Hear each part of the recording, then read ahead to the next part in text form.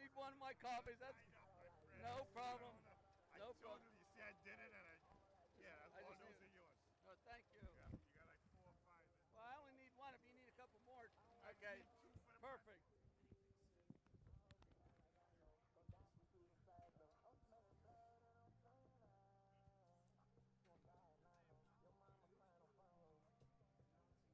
Hey, I want my parent conference, and she wanted an open house the other night. Darn football. Next year I'll make. Next year I won't.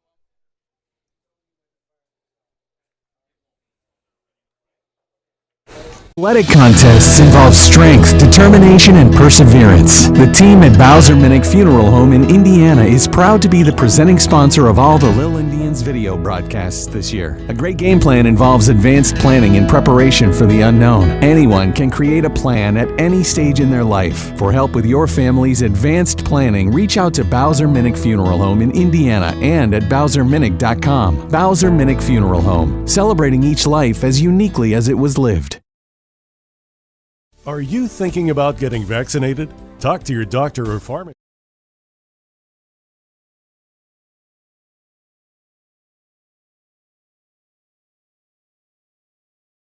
As young as 6 months. Talk to your doctor, your child's pediatrician, or your pharmacist if you have questions. You can also learn more by visiting vaccines.gov. That's vaccines.gov.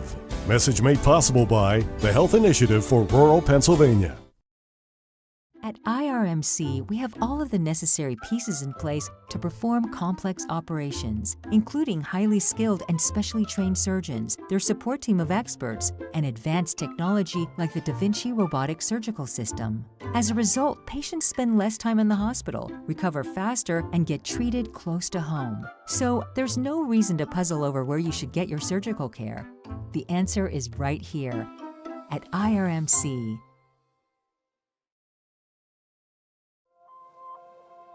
Business happens here, and here, and here. At First Commonwealth, we believe that to be the best bank for the businesses that create strong communities, we need to understand the way they work, see their companies firsthand, meet them face to face, and build a relationship so we can help them build their business.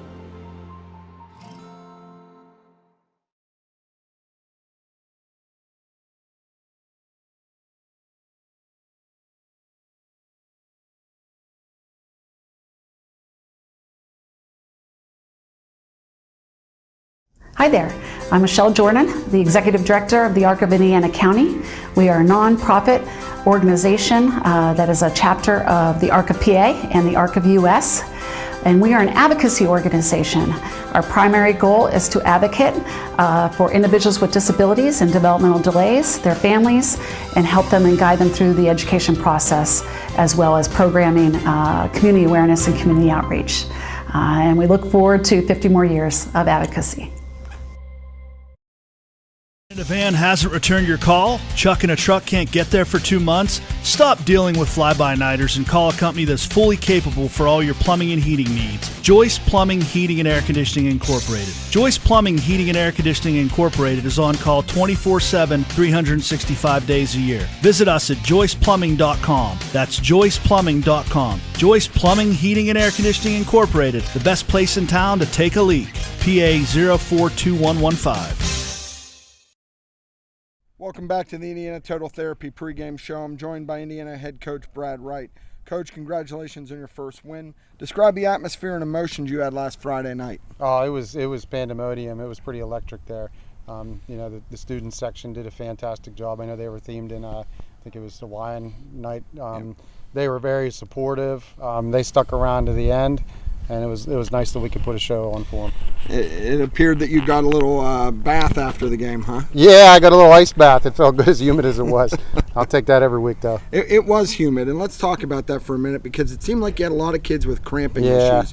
I mean, other than just trying to get them to hydrate all week, is there anything you've done special this week to try to attack that? You know, we address what they're drinking and when they're drinking it. We talk about drinking throughout the school day. I think maybe that's one area that they could improve on. I tell them take a gallon jug and put it in your locker and just hit it up between each class if you can, and make sure you're hydrating after practice, and make sure you're eating the right foods, and I think those things will take care of themselves.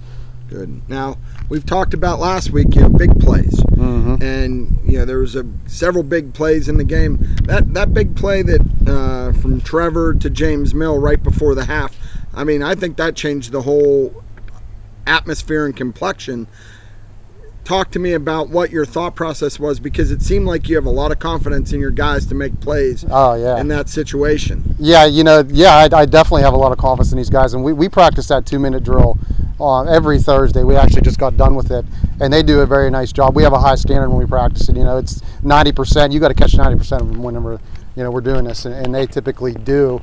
I thought that Trevor was going to methodically throw the ball underneath to some of the intermediate to shorter stuff, and man, he took a shot and the gamble paid off. So when we got receivers like James Mill and Anthony Kowchuk that are 6'2", 6'3", and could run like they can, why not? Yeah, so, absolutely. And James went up the boundary, and the kids on the field didn't identify it quickly enough.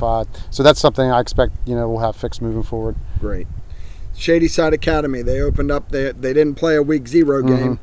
Last week was their first game against a tough North Catholic team that we're going to see in a few weeks here. Right. What were your takeaways? What do you expect out of Shady Side tomorrow? Yeah, they're a talented group. They're a deep group. They're very quick up front, and they're going to pose some problems with their skill players. For them to hold their own against North Catholic, it was a close ball game even at halftime.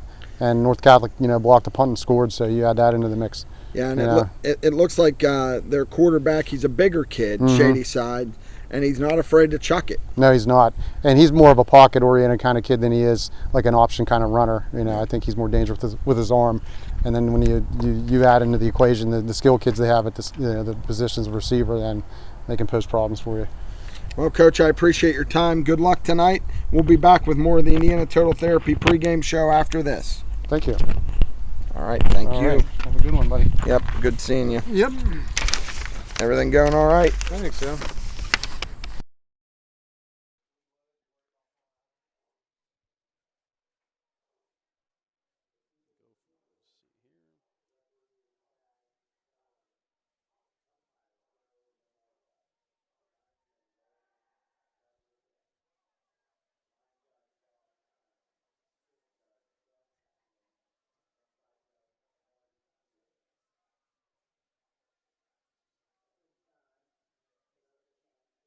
Are you thinking about getting vaccinated? Talk to your doctor or pharmacist about the COVID-19 vaccine. The Health Initiative for Rural Pennsylvania would also like to remind you that COVID-19 vaccines are available for children as young as 6 months. Talk to your doctor, your child's pediatrician, or your pharmacist if you have questions. You can also learn more by visiting vaccines.gov. That's vaccines.gov. Message made possible by the Health Initiative for Rural Pennsylvania.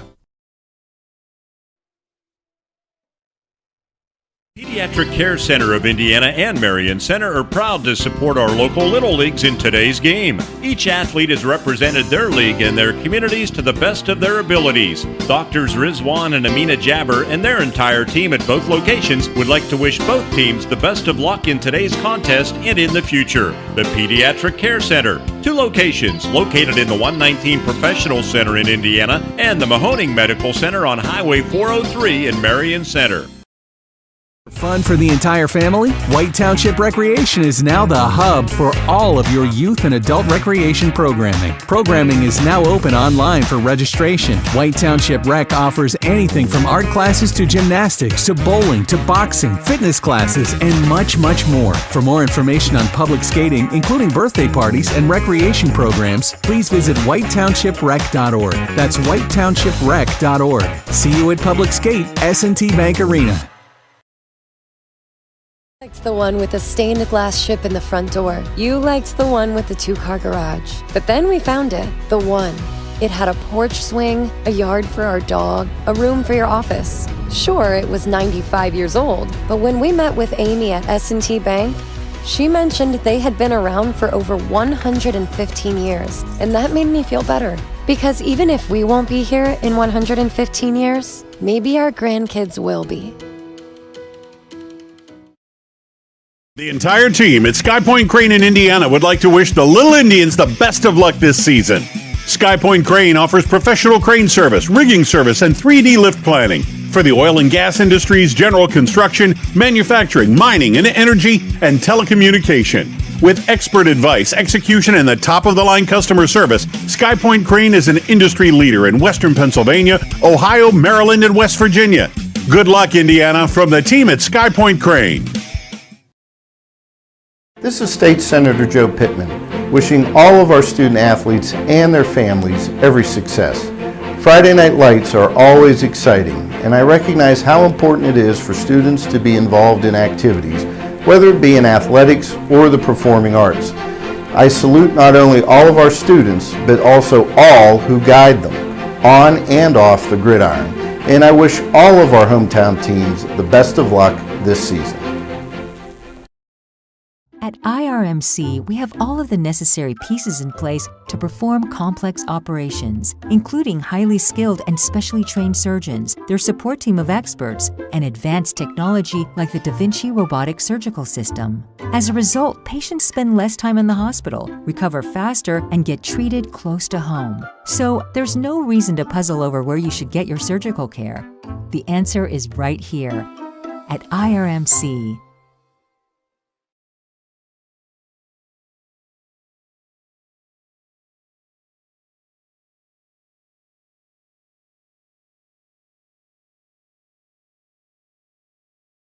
Shannon Lipniscus, Hutton Blues Insurance of Indiana, is proud to support high school football. I'm Jay Blues. You can't beat football season, and when it comes to your insurance needs, you won't beat the service we provide at Hutton Blues Insurance. Our family business has served Indiana and the surrounding counties for more than 3 decades. Once you do business with Hutton Blues Insurance, we'll make you a customer for life. So best of luck, area teams, from your friends at Hutton Blues Insurance in Indiana.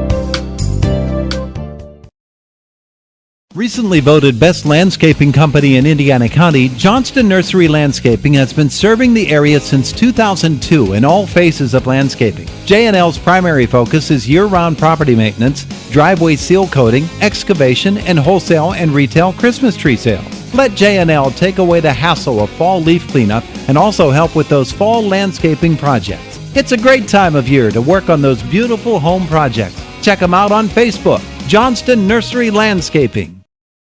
Luxembourg's Jewelers, a proud supporter of all the area athletes, would like to wish the best of luck to all the Heritage Conference schools and, of course, the Indiana Little Indians this season. With 2 convenient locations, Luxembourg's Jewelers is the winning choice for gifts of any occasion. Show your school pride with gifts ranging from beautifully logoed coffee mugs, keychains, money clips, water bottles, and more. From the Indiana Mall to downtown Indiana, Hip, Jeff, and the Luxembourg's team wishes everyone an MVP season. Luxembourg's Jewelers is Indiana's jeweler. Luther Ford, one trusted name, 2 great locations. Right now at Luther Ford, order your new Ford and lock in 2.9% APR financing for 60 months, no matter when your new vehicle comes in. That's right, order your new vehicle now, and your interest rate is locked in even if rates go up. Plus at Luther Ford, you'll save big during the Ford Summer Supercharged Sales Event. Luther Ford, 2 great locations, Homer City and Evansburg. Click on lutherford.com.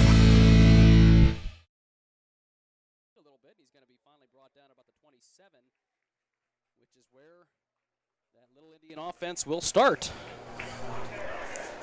So, yeah, that was a good job by Levi Porter to catch that ball and get vertical, get up the field, and decent field position to start here for the Little Indians. Trevor Smith will lead the troops out.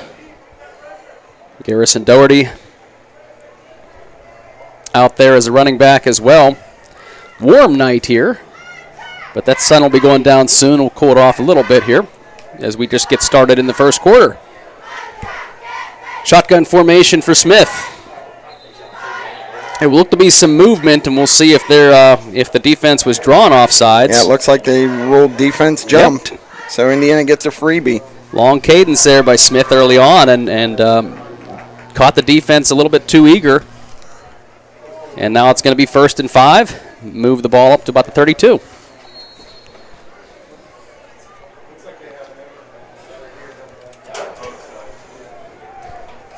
So, let's try this again.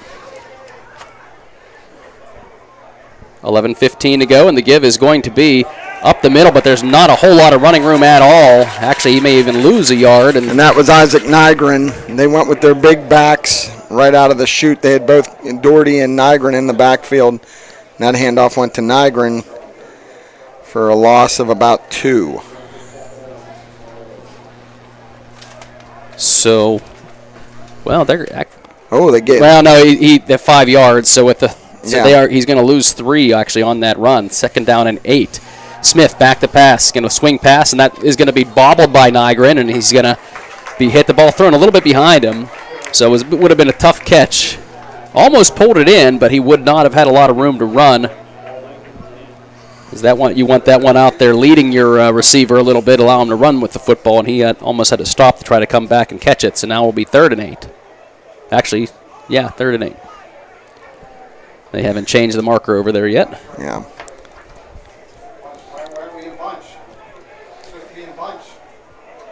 Spread formation, 2 running backs in the backfield with Smith. Here is the shotgun snap, and they're going to have movement again. So a flag. Offsides, that's going to give Indiana 5. I think that's against the defense again, yes. Too.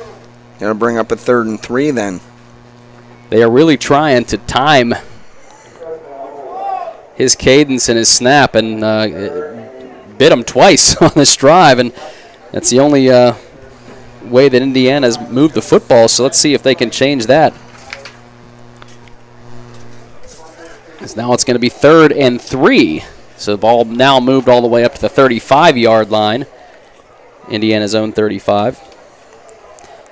So 3rd and 3, same formation here with 2 receivers split to the right, 2 running backs in the backfield. Smith's going to fake the handoff to McFarland, take it up the middle. He's going to get a 1st down across the 40-yard line, and I'll make it to near the 41.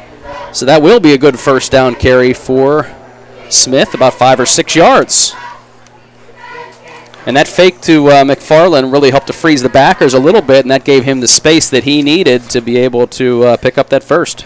Yeah, it sure did, and they run that really well. So far this year, they've done a nice job of running that. And this time he gives it to Garrison Doherty, breaks a tackle. He's going to hop over another tackler as he gets a little bit closer to midfield, about the 46-yard line. So he's going to pick up about 7 yards on that, and some good hard running by Garrison Doherty. Had to break a couple of tackles and then tried to leap over another one. Yeah, the front did a good job. They got a good push there, and he was able to break a tackle and get some extra yardage. So brings up a 2nd and about 3, long.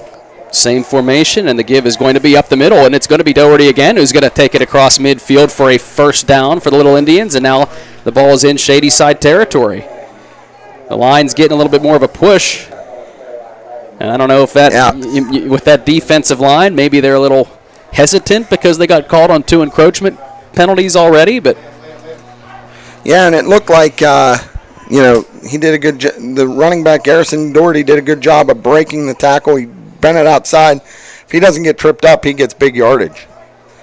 1st down and 10 from the Shady Side again. 48.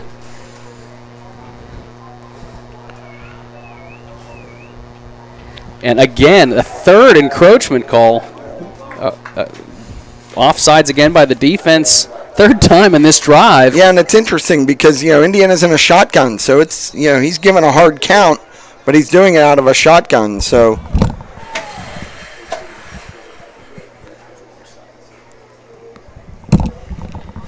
here we go with a 1st down and 5 now in Shady Side territory. A little swing pass to McFarland, who's going to take it across the 40. Makes one tackler miss. He's still on his feet. McFarland forced out of bounds finally, but he broke a couple of tackles as well and takes the ball all the way down inside the, looks like inside the 30-yard line.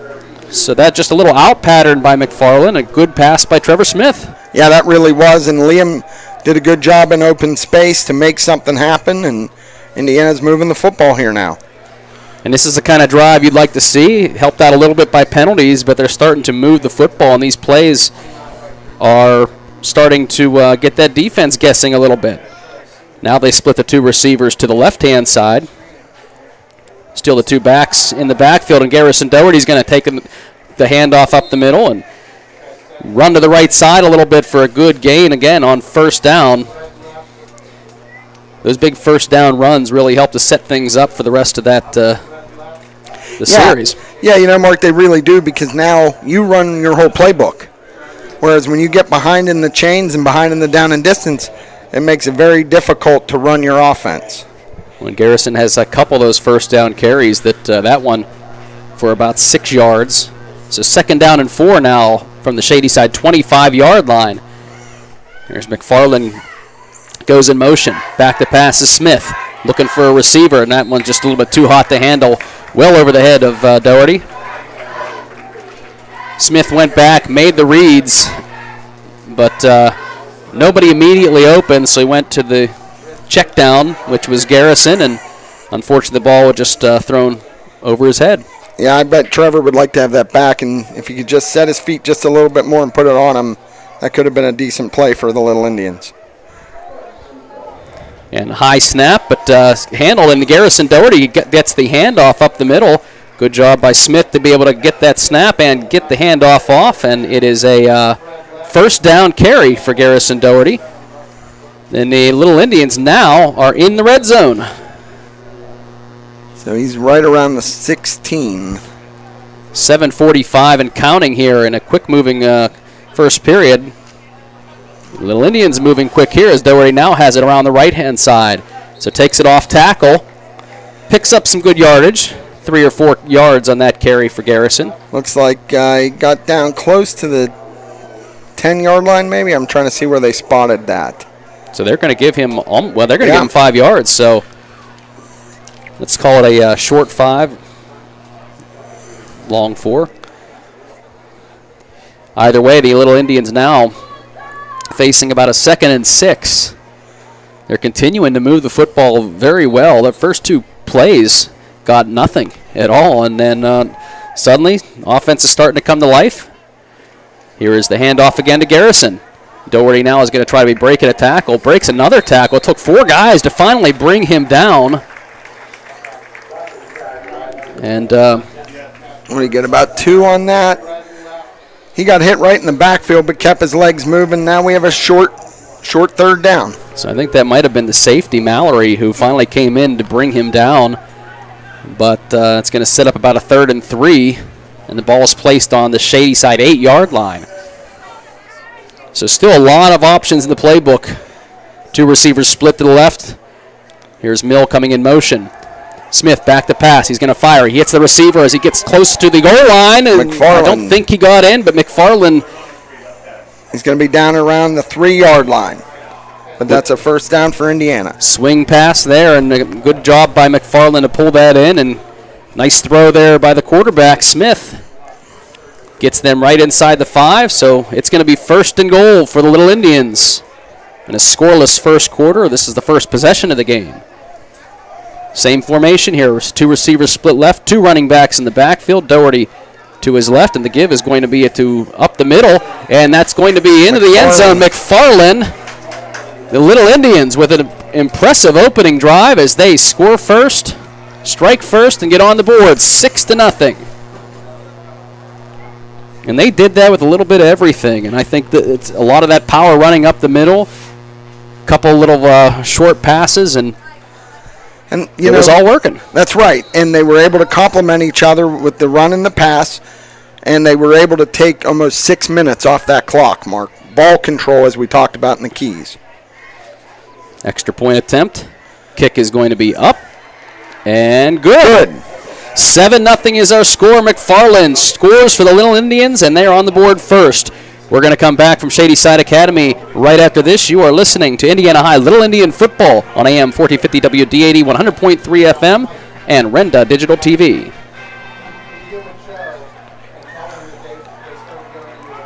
Just 2, please. Are you thinking of getting vaccinated? Talk to your doctor or pharmacist about the COVID-19 vaccine. The Health Initiative for Rural Pennsylvania would like to remind you that COVID-19 vaccines are available for children as young as 6 months. Talk to your doctor, your child's pediatrician, or your pharmacist if you have questions. You can also learn more by visiting vaccines.gov. That's vaccines.gov. Message made possible by the Health Initiative for Rural Pennsylvania.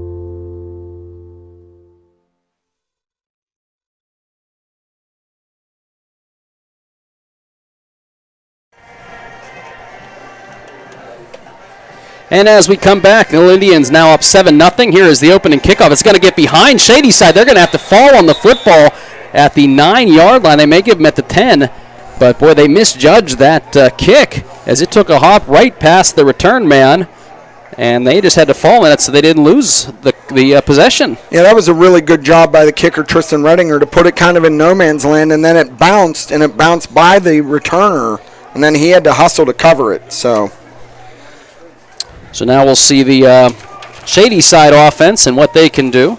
Our Rinda Digital TV video stream presented by Bowser Minnick Funeral Home, celebrating each life as uniquely as it was lived.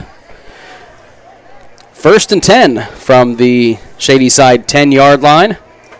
Here is the man in motion, and Wickland's going to hand that football off, and the running back is going to break into the open field, and there he goes. Finally brought down in the secondary, but not before he takes it over 35 yards. And that was Nate Mallory, who the 6'4 junior, who turned on the Jets, but boy, he had a wide open hole to run through. Yeah, and that really wasn't anything special. That was just a jet sweep, and boy, did he they secured the edge. The linebackers overran it, and that's a big run for to the 47. So now Wickland now has 5 receivers spread out. He is in the shotgun.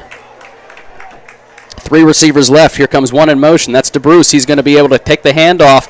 Runs up the middle. He breaks free. Now he's into the secondary. Gets a first down for the Bulldogs. Takes it into Indiana territory. Yeah. Anytime the secondary has to make tackles, that's not good. Indiana's front needs to do a better job. Their front 7 needs to do a better job of getting up there and filling the gaps. There's two runs in a row where Little Indians' front was getting beat there. Same formation here. 1st down and 10 now from Indiana's 39-yard line. Only took a couple of plays to get all the way from the 10-yard line to the 39. Here's DeBruce in motion again, but Wickland's going to fake the handoff, carry it up the middle. This time, though, Garrison Doherty's there to bring him down. Yeah, they are going to say the ball is on the ground. Football. And Indiana did come away with the football, and they ruled that a fumble. Yeah, it looked like James Mill might have been in there on that fumble recovery. I could be wrong, but that's what it looked like to me. He was in on it. I saw Wyant come up with the ball, run off the field with it, but I saw Mill in there as well. But either way, boy, what a huge turnaround, as it looked like the Bulldogs were just moving the ball right down the field. Good tackle, though, by Doherty, and the ball just popped loose. And now Indiana's going to take the ball, 1st and 10. They have the football at their own 38-yard line. Back to pass is Smith. He's going to fire it downfield. A little bit of a wobbly pass just out of the reach of, I believe that's Porter. Yeah, Levi Porter. Well, it was a nice effort by the freshman, but... and I like the play call. I mean, you were running the ball well in the first drive. Take a shot. Plus, it doesn't hurt to, take a shot downfield right after a turnover as well. Right. So now 2nd and 10. Ball still on the 38-yard line.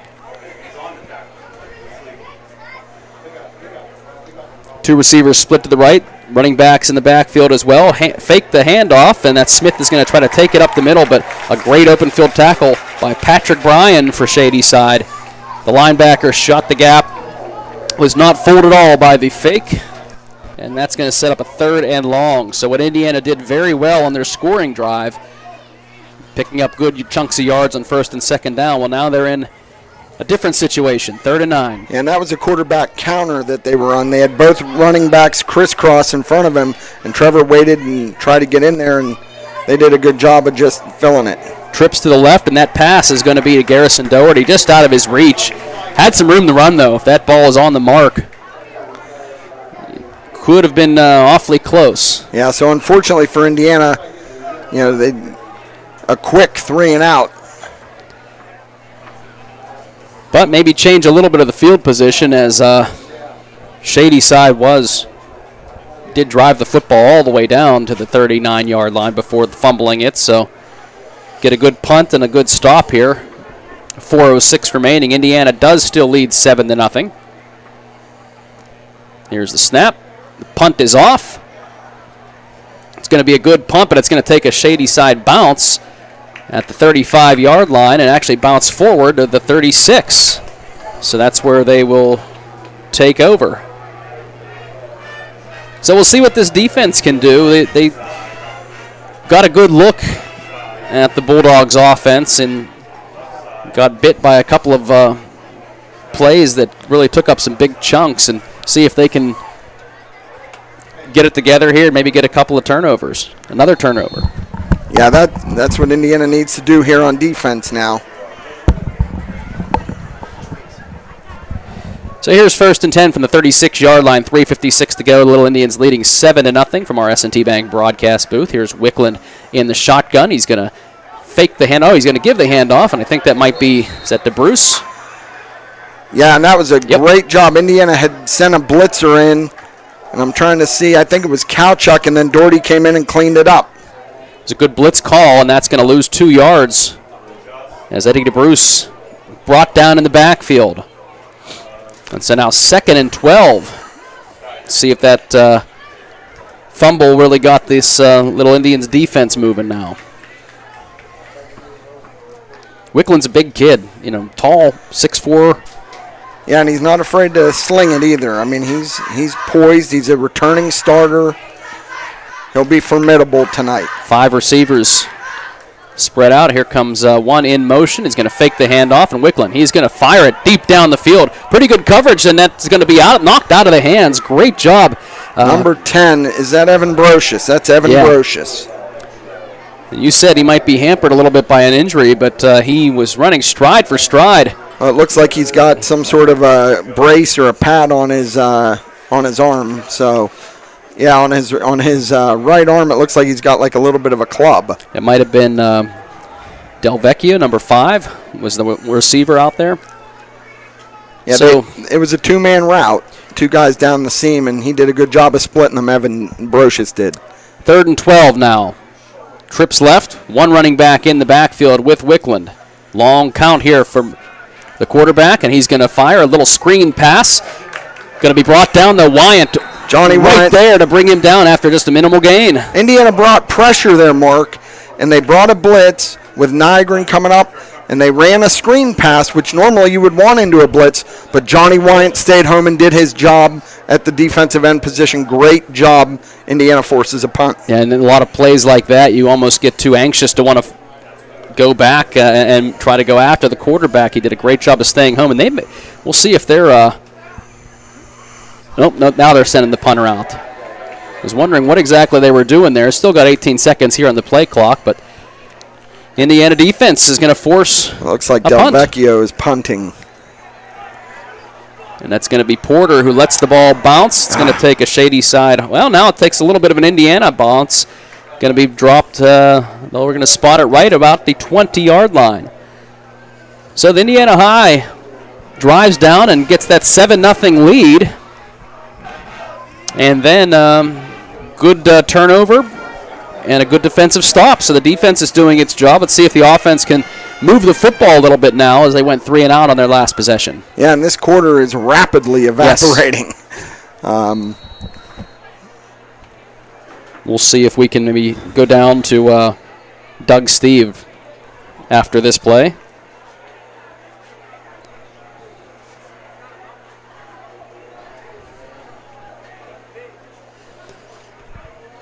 .153 to go. 1st down and 10 from the 20. The give is going to be up the middle. Good tackle as Garrison Doherty trying to fight his way forward.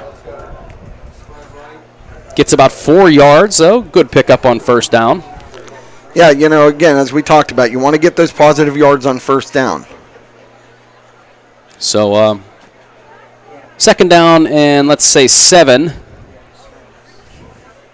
Same formation here for the Little Indians, and the give is going to be again up the middle as Doherty fights his way across the 25, gets it to about the 26, maybe 26 and a half. So this is the kind of run, though, you like to see where you can set up that 3rd and short. So it opens the playbook up a little bit. And those runs by Garrison so far in this game have opened other things up, like the passing attack. Yeah, and again, 3rd and 4, you have your whole playbook. You can run it, you can throw it. This is a situation where, sometimes you'll see Trevor Smith use his legs. 50 seconds and counting, a 7-0 first quarter lead for Indiana. They have the football again with 3rd and 4 from their own 26-yard line.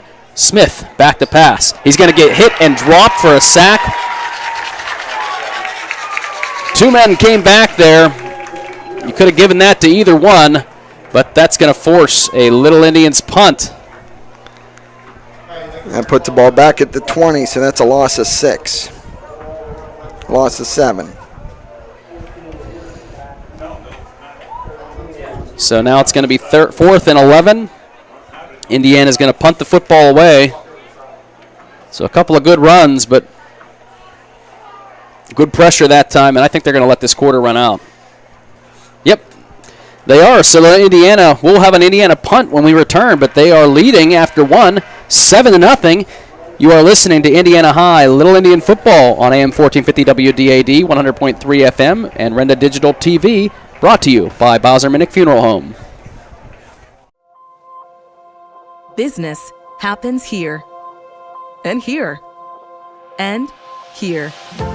At First Commonwealth, we believe that to be the best bank for the businesses that create strong communities, we need to understand the way they work, see their companies firsthand, meet them face to face, and build a relationship so we can help them build their business.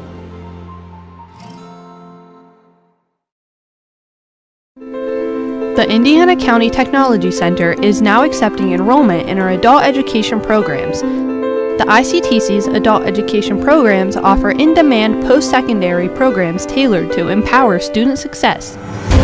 From cosmetology to welding and practical nursing, the ICTC has a program for everyone.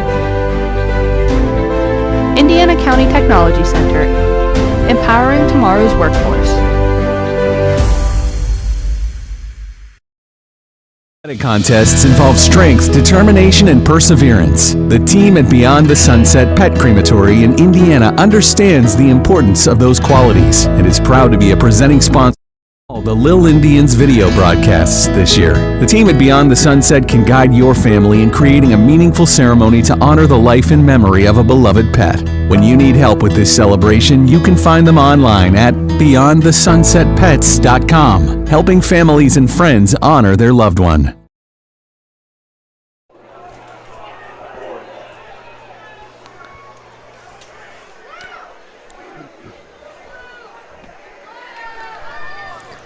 Okay, thank you, Mark and Doc. You know, that first quarter, you couldn't probably written up any better for Indiana. Coming down on their first drive, using some time off the clock, and a nice drive, scoring a touchdown. Great mixing of passing in the running game with Garrett Doherty on the ground. But you know what? Defensively, Jonathan Wyatt right now, he has a fumble recovery and had he stayed at home on that screen pass. Really playing a nice job right now, and we'll send it back upstairs.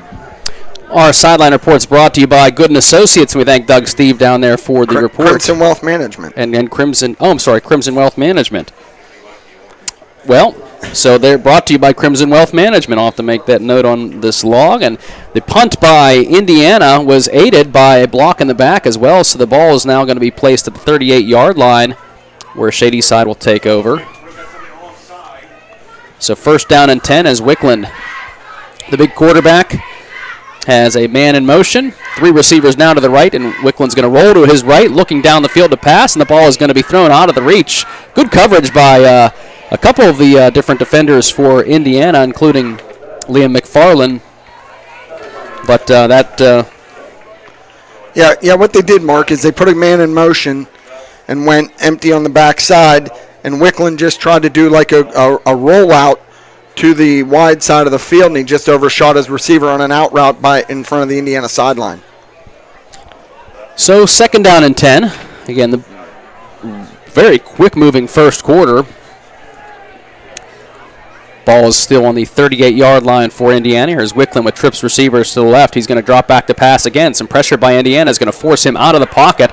Pump fakes, and he's going to try to roll with it. Indiana there with the coverage. Still is going to pick up about 5 or 6 yards, and because he's so tall, he's able to stretch forward and pick up those extra yards, but Indiana does bring him down, and it's going to set up a 3rd down and about 4. Yeah, there was nothing there. Great job by the secondary of Indiana to kind of keep their receivers blanketed, and he just pulled it down and was able to scamper for about 7 yards.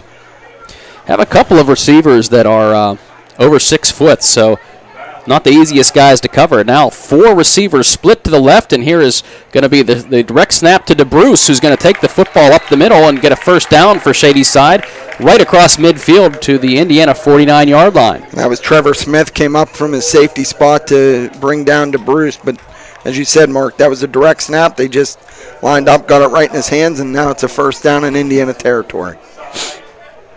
So first and 10 for Shady Side. The Indiana defense has done a good job forcing a turnover, and another 3 and out for the Bulldogs. But the Bulldogs are marching now as it's first and 10 in Indiana territory.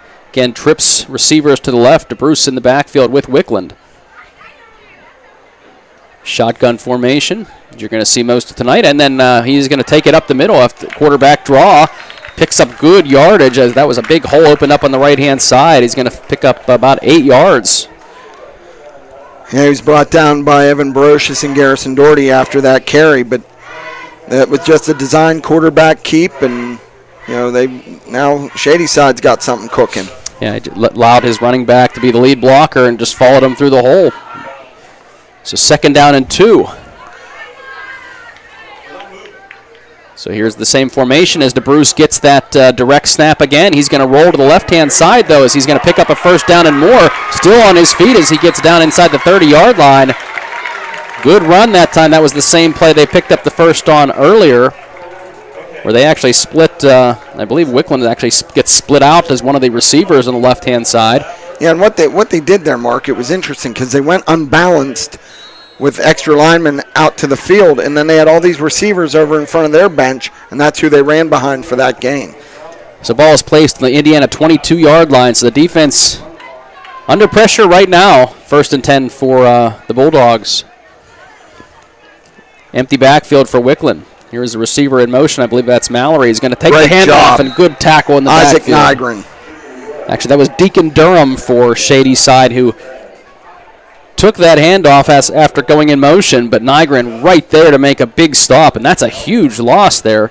Lost about 5 yards on that play. Yeah, that was just, they brought a run pressure there, and Isaac read it perfectly and did a great job. Live from our S&T Bank broadcast booth as we're looking at second down and 15, 9.5 minutes left to go in the half. Indiana leading 7-0. I believe that's DeBruce in the backfield with Wickland. Quarterback's going to drop back to pass. He's under pressure, has to carry it right away, and he's going to be brought down by Nygren again. He might have gotten back to the original line of scrimmage, but that did not look like it was an intended draw. I think that was just good pressure by Indiana that forced him out of the pocket. Yeah, I think they were looking to try to get the ball downfield to their receivers, and Isaac just really came through there, and he did. He just got back to the line of scrimmage, so it would be third and about 14, 15. Couple of good tackles. Could be in 4-down territory. They likely would be here for Shady Side, but third and 15 now from the Indiana 26-yard line. Empty backfield. And Wickland is going to drop back to pass. He's going to fire it. Open receiver across the middle, and he's going to be brought down inside the 10-yard line. But a good-looking route, good-looking pass, and I believe that was Deacon number Durham. 2. Right, Deacon Durham right down the seam. And there was nobody. That was found a nice soft spot there in the defense. And a good-looking pass has the Bulldogs looking at a first and goal from the 4. Porter hit him basically right after he caught the ball, but by that point it was too late, and they had gotten the first down. Here's that same formation, that unbalanced formation with receivers right. Here is DeBruce is going to take the direct snap up the middle. He is going to be tackled, but tackled forward as he's getting close to. It's going to get down to about the 2-yard line, let's say. So, second and goal. This defense has made some big plays, but they've given up some big plays on this drive as we're under 8 minutes now in the first half. Indiana hanging on to that 7-0 lead, but that is being threatened right now. Second and goal from the 2. There's Wickland in the shotgun formation. Sidecar running back.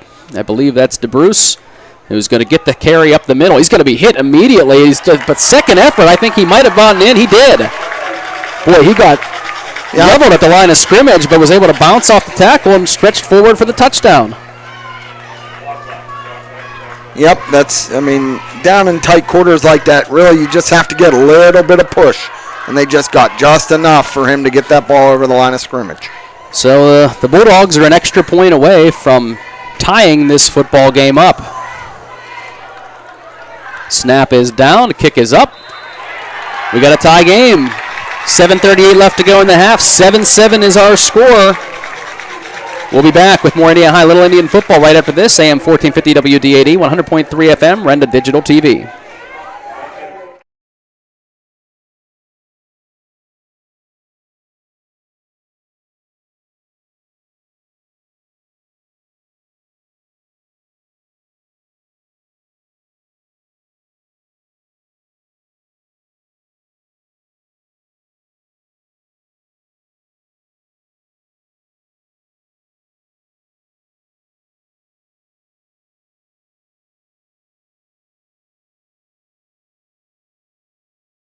Athletic contests involve strength, determination, and perseverance. The team at Beyond the Sunset Pet Crematory in Indiana understands the importance of those qualities and is proud to be a presenting sponsor of all the Lil Indians video broadcasts this year. The team at Beyond the Sunset can guide your family in creating a meaningful ceremony to honor the life and memory of a beloved pet. When you need help with this celebration, you can find them online at beyondthesunsetpets.com, helping families and friends honor their loved one.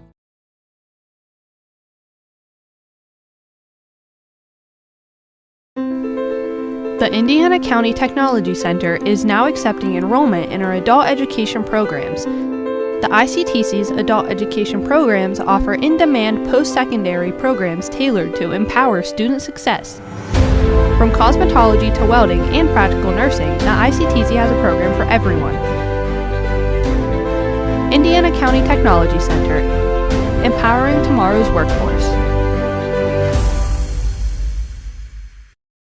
Joshua Scanlon taking out of the Shady Side Academy players' arms. But one thing defensively Indiana was talking about over there is the Wildcat, how to defend that Wildcat or the assignments on the Wildcat. Hopefully Indiana can come back and take the lead here after the Bulldog touchdown. Back upstairs.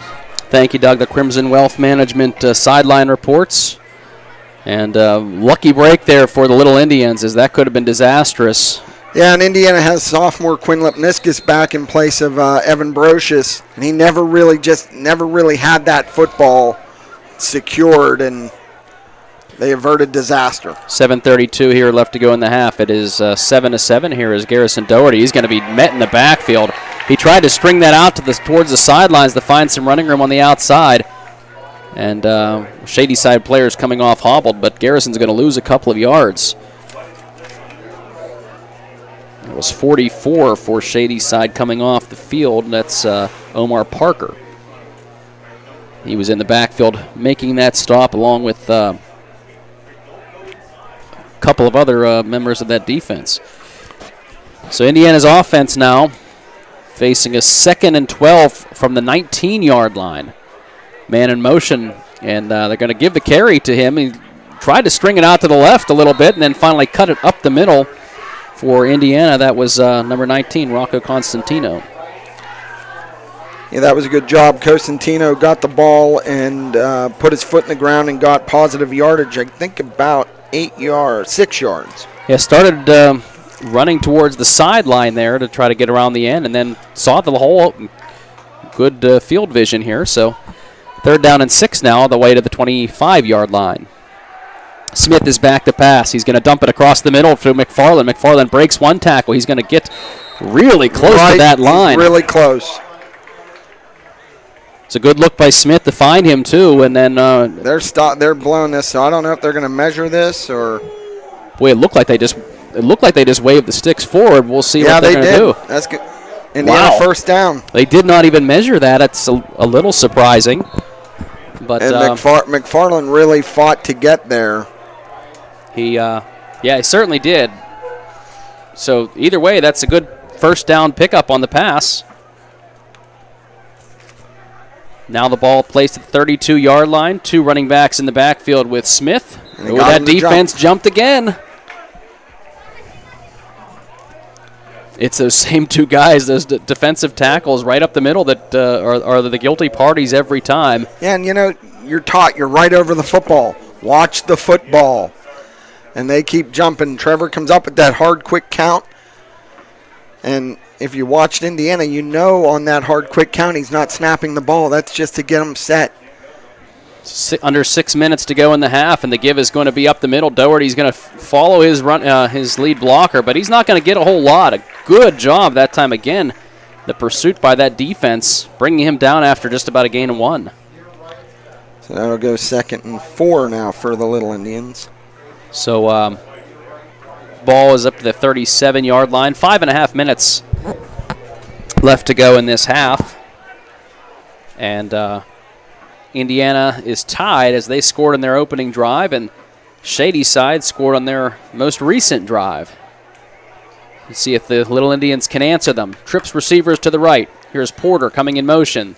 Smith is going to have it. Little option play to Porter. He's going to try to find some running room, but boy, that play didn't look like it developed real well. And Nate Mallory coming into the backfield as he was spying on Porter, and he's going to make a tackle for a loss. It's going to set up a 3rd and long. Yeah, Indiana tried to go with a speed option there, and unfortunately that's a loss of about 5 yards. The timing just didn't seem to be there either, as Porter had to stop and wait for that pitch. So 3rd and, let's say, 7. Here comes McFarland in motion, making it trips to the right here. Smith takes the snap. He's under a little bit of pressure, dumps it off into the flat. That is Doherty, who's going to fight forward. He's going to get again. I think he's going to be just about a yard close to short. That marker, but this is going to be a decision for Indiana now, as they are... is he about a yard short? So they are going to put him right at the 40-yard line. I think he needed to get to the 41. So Indiana with 4th and 1. Looks like they're going to send the punt team out. Yeah, and it's a tied game. You don't want to give them good field position. I understand the logic here. Nazim Daniels is going to be the deep man for Shady Side. And here comes the punt. A little bit of pressure. They're going to punt it away from Daniels. It's going to take a little bit of a Shady Side bounce. Actually, Indiana bounce, and downed at about the 33-yard line. So 3:39 left to go in the half. We're going to take a quick 30-second timeout. We'll be back with the Shady Side drive, see what they can do here in the half, and if the Little Indian defense can stop them right after this, in 30 seconds. Hi there, I'm Michelle Jordan, the Executive Director of the ARC of Indiana County. We are a nonprofit organization that is a chapter of the ARC of PA and the ARC of US, and we are an advocacy organization. Our primary goal is to advocate for individuals with disabilities and developmental delays, their families, and help them and guide them through the education process, as well as programming, community awareness, and community outreach. And we look forward to 50 more years of advocacy. First down carry this time going to be for Wickland. Tries to take it around the right side. He's going to be stopped in the backfield. Well, actually, he's going to gain a couple of yards. I think that was Carson Beatty who wrapped him up and did bring him down after a gain of about 2, but good pursuit by that Indiana defense. Now we're nearing that 3-minute mark, and we'll see if the Bulldogs elect to try to air it out a little bit to try to make up some of the yards here. Yeah, as we know, he's not afraid to throw the football, and let's see what happens here. Tie football game 7-7. 3 minutes left to go in the half. Here comes Wickland. He's got a man in motion, and Wickland is going to throw it. He has the man for an out pattern who's going to be open there.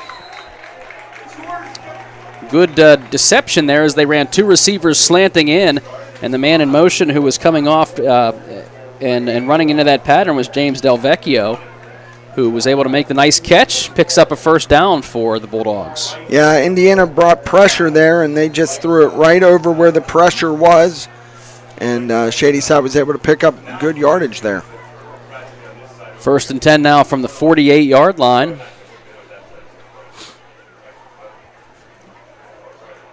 Wickland, now they get Indiana to jump. So We saw this with the Shady Side defense early on, and now Indiana jumps off sides. So that's going to move it over midfield to about the Indiana 48-yard line. Yeah, again, it drives me crazy, and it drives every coach in America crazy. You jump when you're right in front of the football. 2:49 here in the first half. 7-7 football game. Here is DeBruce is going to take the handoff. Looks to cut it inside. He's going to pick up a couple yards, still be short of the first down, but it's a quick runner. He makes a very quick cut inside, and that helped him to be able to pick up a couple of yards.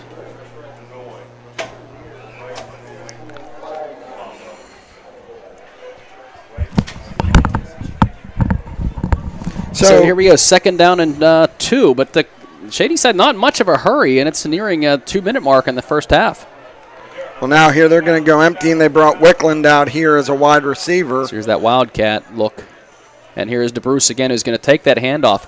Boy, Indiana with a lot of pressure, and there goes DeBruce. He slips, but boy, he was under a lot of pressure. Anthony Kowchuk came through there and really is the one that blew that play up, and then it was cleaned up by McFarland was in there. And 2 or 3, you had 2 or 3 white jerseys in that backfield, but you're right, Kowchuk was the one who really blew it up, and then DeBruce had nowhere to go. So coaches doing their job scouting that formation and that play, and were able to stop it there. Now looking at a 3rd down and about 5 from the Indiana 48-yard line. 1.5 minutes left to go in this first half.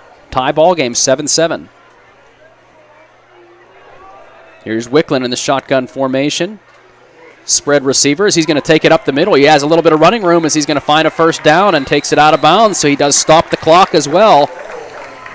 But they spread everything out. The receivers were sent deeper, but that opened everything up the middle. And honestly, that's just not a very good job by Indiana up front. They got out of their rush lanes. He had a wide lane, and really it was Wickland and one of Indiana's defensive linemen, and that's a matchup Wickland's going to win almost every time. So 1:16 left to go here.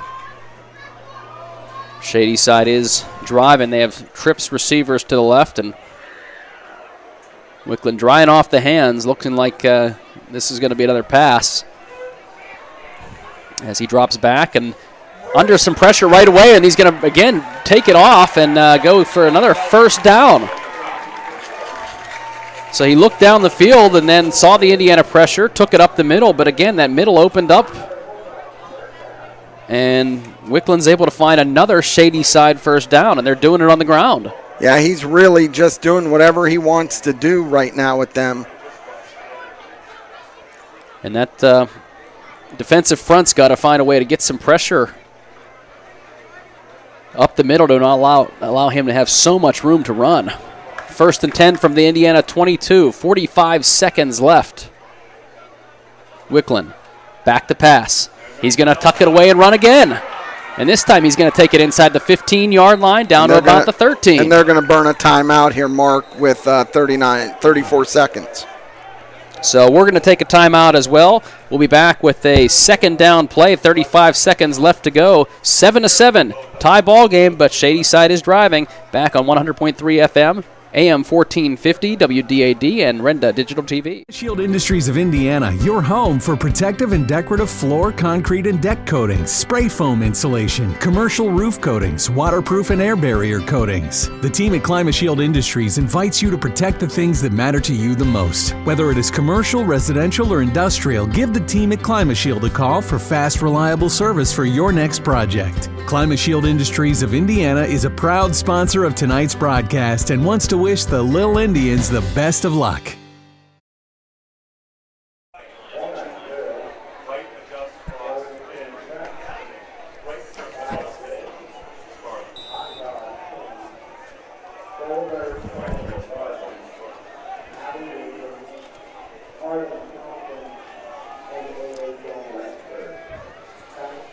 No bumper, just send it right back to us. Please.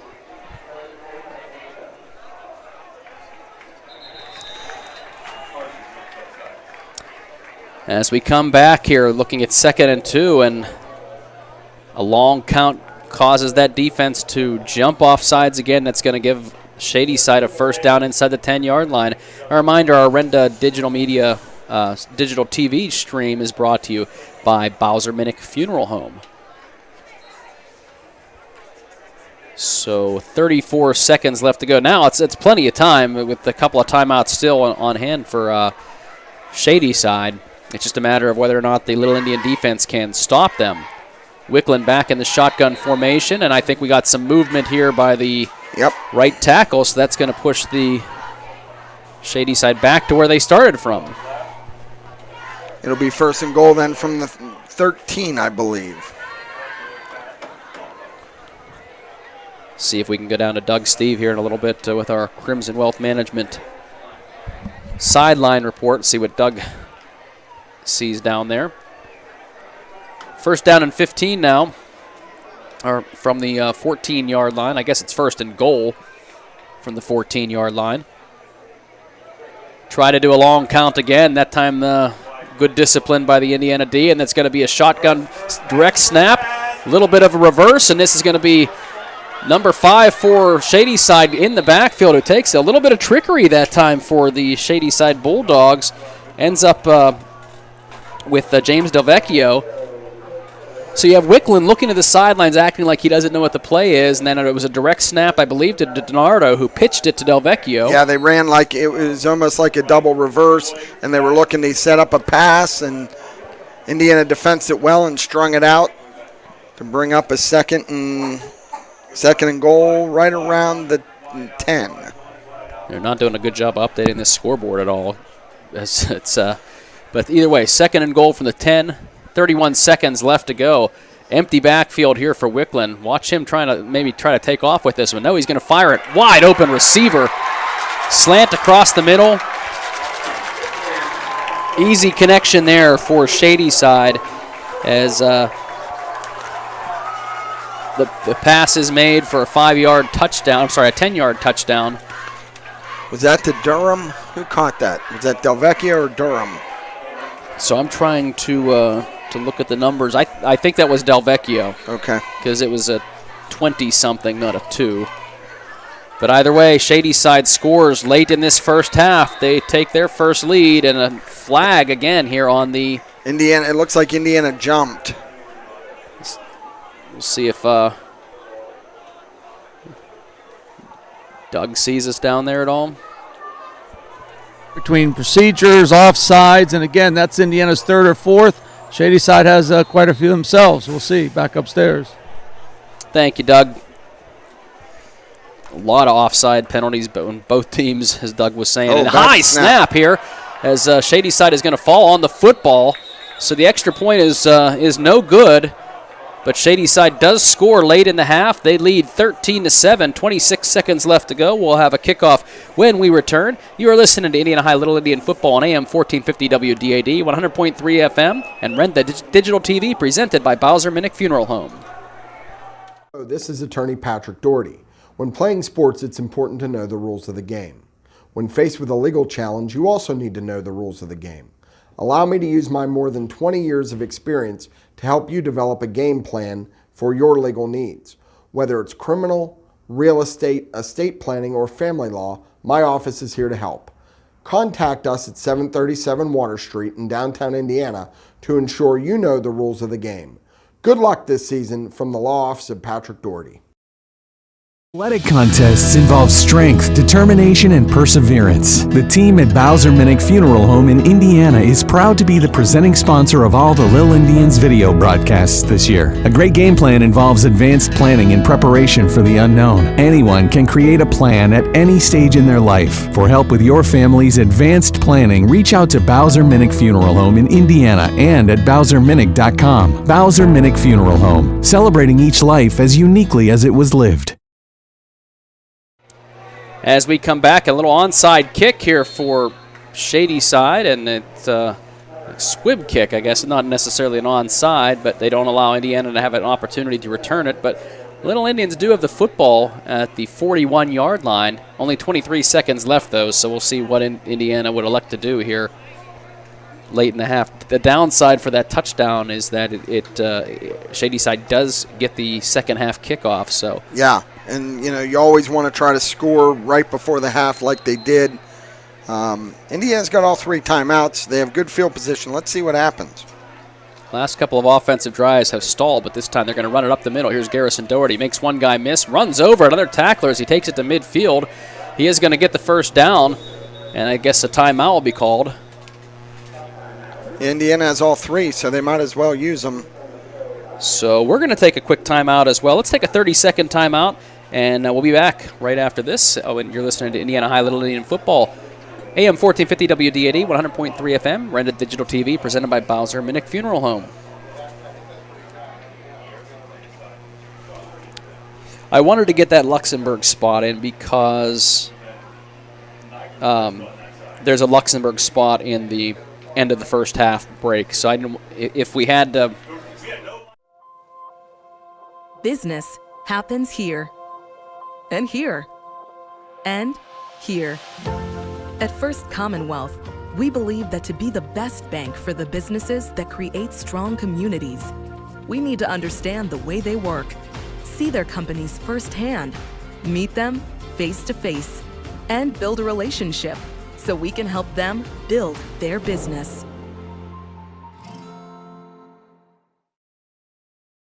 Pass. He's being pressured. Smith is going to elude a couple of tackles. He's going to find a way to run forward. Gets about 5 yards, but with 6 seconds left, they do have to call a timeout. I'll tell you what, why don't we take a quick 30-second one as well, and then we'll come back and finish up this half one way or the other. Let's hope it's with an Indiana touchdown. But 30-second break, and we'll come back and wrap up the half. Indiana High Little Indian Football, AM 1450 WDAD, 100.3 FM, Renda Digital TV, presented by Bowser Minnick Funeral Home. At IRMC, we have all of the necessary pieces in place to perform complex operations, including highly skilled and specially trained surgeons, their support team of experts, and advanced technology like the Da Vinci robotic surgical system. As a result, patients spend less time in the hospital, recover faster, and get treated close to home. So there's no reason to puzzle over where you should get your surgical care.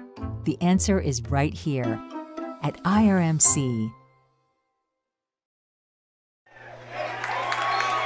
And as we come back, Smith back to pass. He is going to be sacked. Indiana's trying to get one more timeout, and I think they do. But I think they did get the timeout right before time expired. We'll see as the officials telling the sidelines to both hold off. Yeah, there was clearly time on that clock when the side judge was waving his hands to stop it.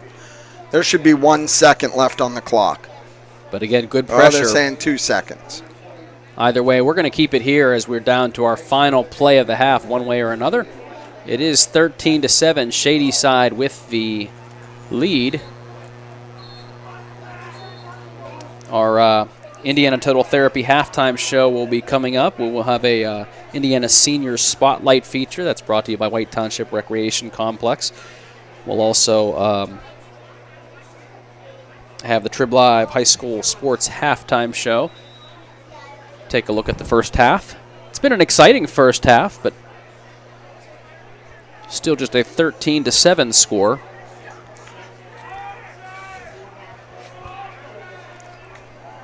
So, third down and about 7, but that doesn't matter. The big thing is that Indiana is about 46 yards away from the end zone at 2 seconds left. Here is Smith back to pass. He's going to fire it deep across the middle, and it's going to be intercepted. So brought down immediately is by Kowchuk, but the ball is going to be intercepted. That's going to end it, the half. Shady Side 13, Indiana 7. Our ITT halftime show begins, and we'll have a lot of things coming up here, but you are listening to Indiana High Little Indian Football on AM 1450 WDAD, 100.3 FM, and Trib Live, or Renda Digital TV, presented by Bowser Minnick Funeral Home. Pediatric Care Center of Indiana and Marion Center are proud to support our local Little Leagues in today's game. Each athlete has represented their league and their communities to the best of their abilities. Doctors Rizwan and Amina Jabber and their entire team at both locations would like to wish both teams the best of luck in today's contest and in the future. The Pediatric Care Center, 2 locations located in the 119 Professional Center in Indiana and the Mahoning Medical Center on Highway 403 in Marion Center. Are you thinking about getting vaccinated? Talk to your doctor or pharmacist about the COVID-19 vaccine. The Health Initiative for Rural Pennsylvania would also like to remind you that COVID-19 vaccines are available for children as young as 6 months. Talk to your doctor, your child's pediatrician, or your pharmacist if you have questions. You can also learn more by visiting vaccines.gov. That's vaccines.gov. Message made possible by the Health Initiative for Rural Pennsylvania.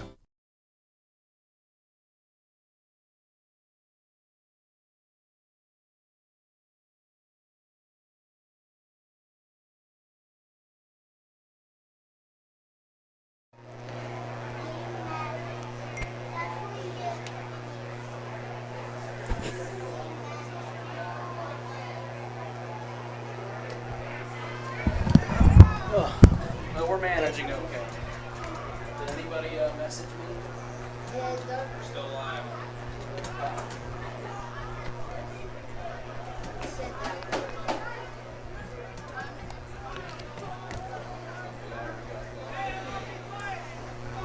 Just one half, buddy. I'm sorry. You guys are just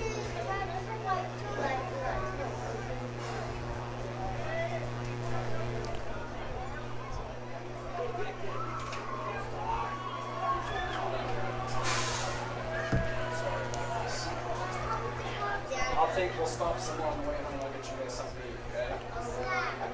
A snack or milkshake or something.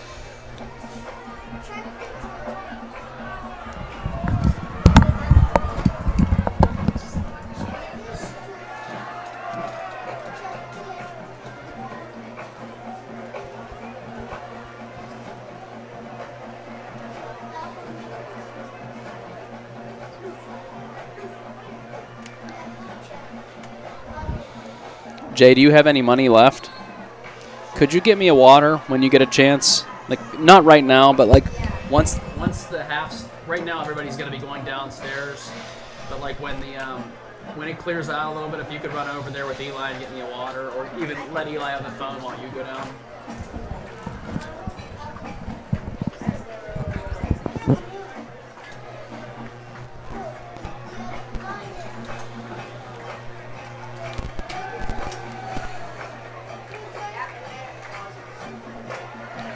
All right, so. What's that? Yeah, that first drive was all him. Yeah. 6 yards of block. Nice if they give it to him down at the goal line so he gets more. But what are you going to do?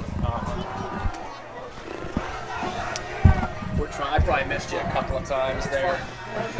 That's why I kept thinking, I'm gonna go to you while we're down there. When something like that, it's a lot easier to even though I could see you. It's tough to, when that sun was up, it's tough to see you there.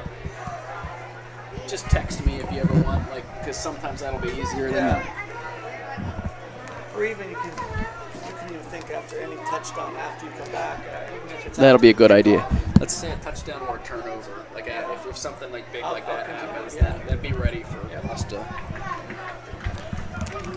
You're sponsoring the sidelines, right? Yeah. It's on the thing they had Gooden Associates. That was. Welcome back to the Indiana Total Therapy halftime show for our senior spotlight, brought to you by the White Township Recreation Complex and S&T Arena, a proud supporter of Indiana County Athletics. Today I'm joined by my son, senior running back and linebacker Garrison Doherty. Obviously we know that you have a great dad, so tell us about your mother. Well, my mom, she does a lot of things for me. She always makes my meals. She always does a bunch of stuff around the house for me. I mean, I don't know what I'd do without her. What's her name? Amy Doherty. Is she the cowbell lady in the stands? Yeah, she rings her cowbell a lot. Do you have any siblings? Yeah, I have a sister who's in 10th grade. Her name's Charlie. and you were selected as a team captain. What does that mean to you? I think it just means that I have to get out and give it my all every day in practice, every game, do my best. I do the best I can to help the team win. How long have you played football? I've played football since I was in 3rd grade, so like 9 years. What is your favorite football memory? Probably the sack I had against Plum that kind of sealed the game. That's a good choice. That was an exciting game because that really got Indiana over the hump last year and put you into the playoff race after that win, right? Yep. Yeah, it was a big one. Who's your favorite athlete? Probably, like all time, Roberto Clemente. Why? I don't know, like the way he played the game of baseball and what he stood for. Do you have a favorite movie? My favorite movie is probably Remember the Titans. Why is that? It's just a good movie. I mean, good story about team coming together. What's your favorite class in school? Probably gym class. What are your goals for the 2022 season? Just have good season, get a him playoff game. That's pretty much it. What are your plans after high school? I plan to play baseball at a 4-year university. Is there anyone you would like to thank that we haven't talked about already? I'd like to thank you, my dad, and my grandpa, and my Uncle Bob. All right. Garrison, thank you for joining us tonight on Senior Spotlight, brought to you by the White Township Recreation Complex and S&T Arena. We will return with more of the Indiana Total Therapy halftime show after this.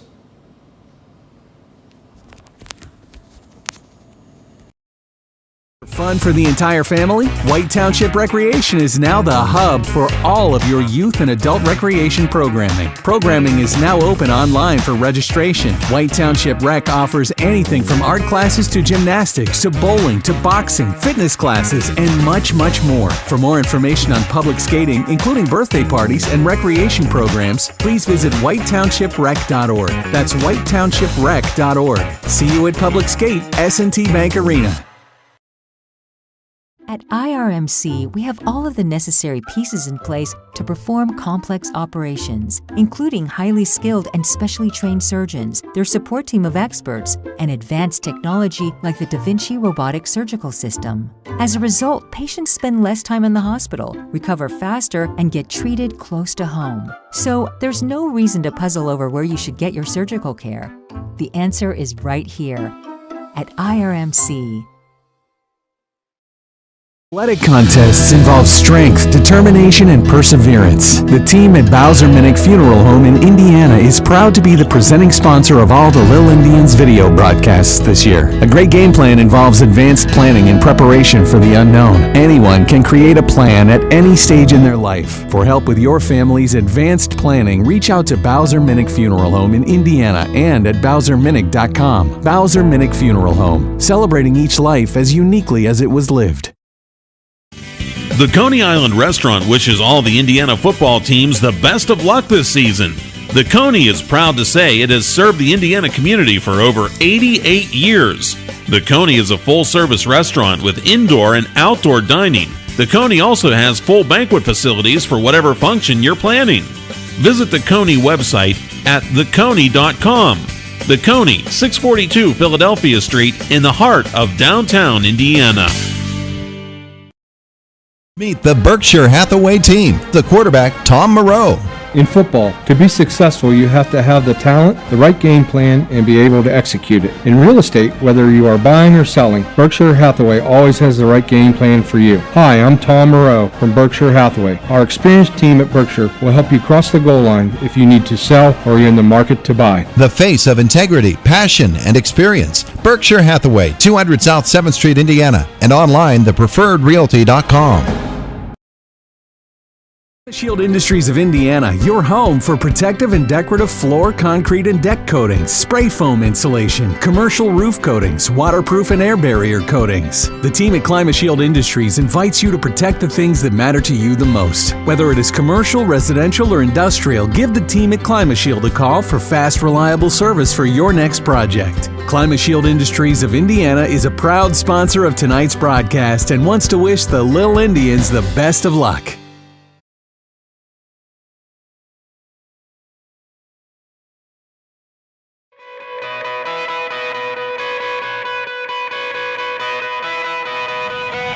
At Diamond Medical Supply, we're always on your team. No matter your sport, you can count on our support. With braces, bandages, biofreeze, and so much more, all to keep you in the game. We're a winning care solution, no matter what you play. Diamond Medical Supply, keeping you healthy this season because we care about care. Whether your goals include college education funding, retirement planning, generating income, or reducing taxes, at Crimson Wealth Management Group, we've got you covered.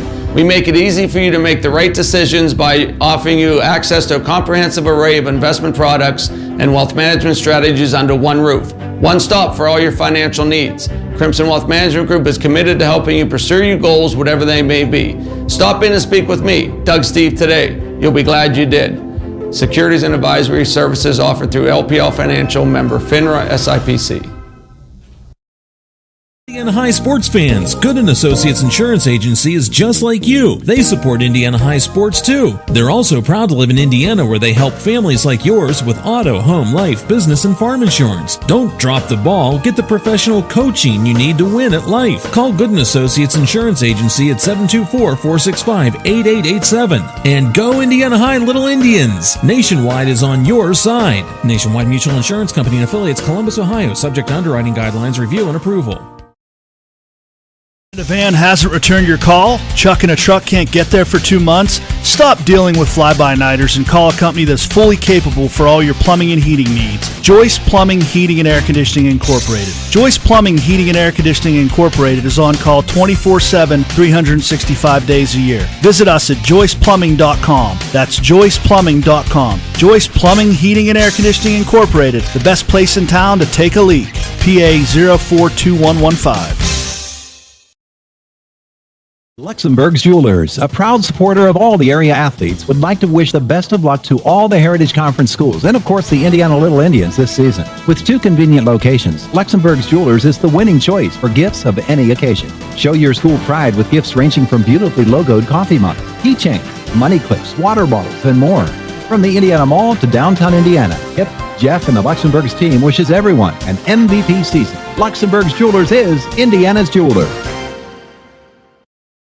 Recently voted Best Landscaping Company in Indiana County, Johnston Nursery Landscaping has been serving the area since 2002 in all phases of landscaping. J&L's primary focus is year-round property maintenance, driveway seal coating, excavation, and wholesale and retail Christmas tree sales. Let J&L take away the hassle of fall leaf cleanup and also help with those fall landscaping projects. It's a great time of year to work on those beautiful home projects. Check them out on Facebook, Johnston Nursery Landscaping. The Indiana County Technology Center is now accepting enrollment in our adult education programs. The ICTC's adult education programs offer in-demand post-secondary programs tailored to empower student success. From cosmetology to welding and practical nursing, the ICTC has a program for everyone.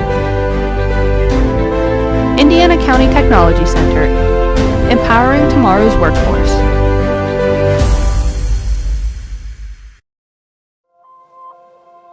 Business happens here, and here, and here. At First Commonwealth, we believe that to be the best bank for the businesses that create strong communities, we need to understand the way they work, see their companies firsthand, meet them face to face, and build a relationship so we can help them build their business.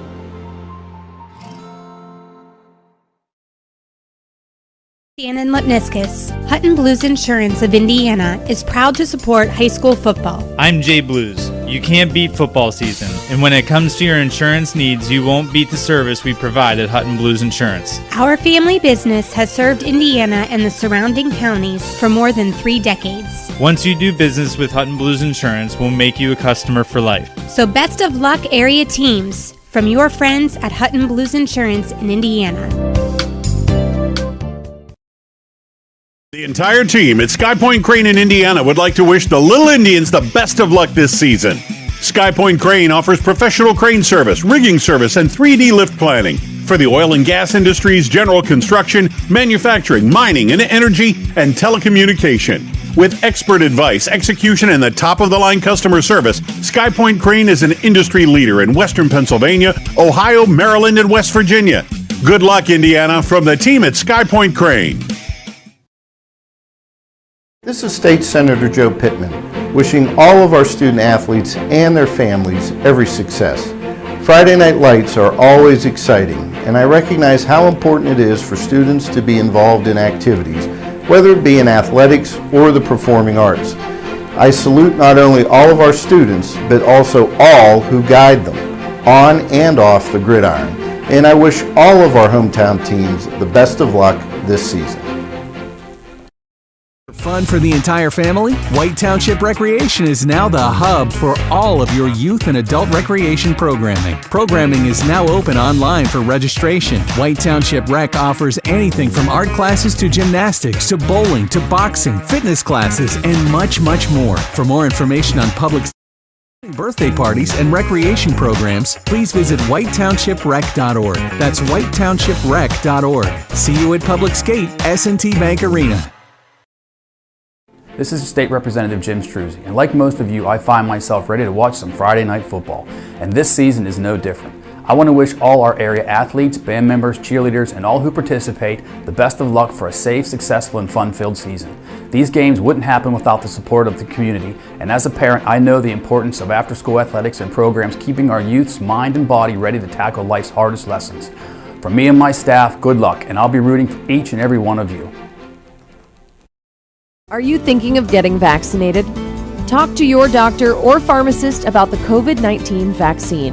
The Health Initiative for Rural Pennsylvania would like to remind you that COVID-19 vaccines are available for children as young as 6 months. Talk to your doctor, your child's pediatrician, or your pharmacist if you have questions. You can also learn more by visiting vaccines.gov. That's vaccines.gov. Message made possible by the Health Initiative for Rural Pennsylvania.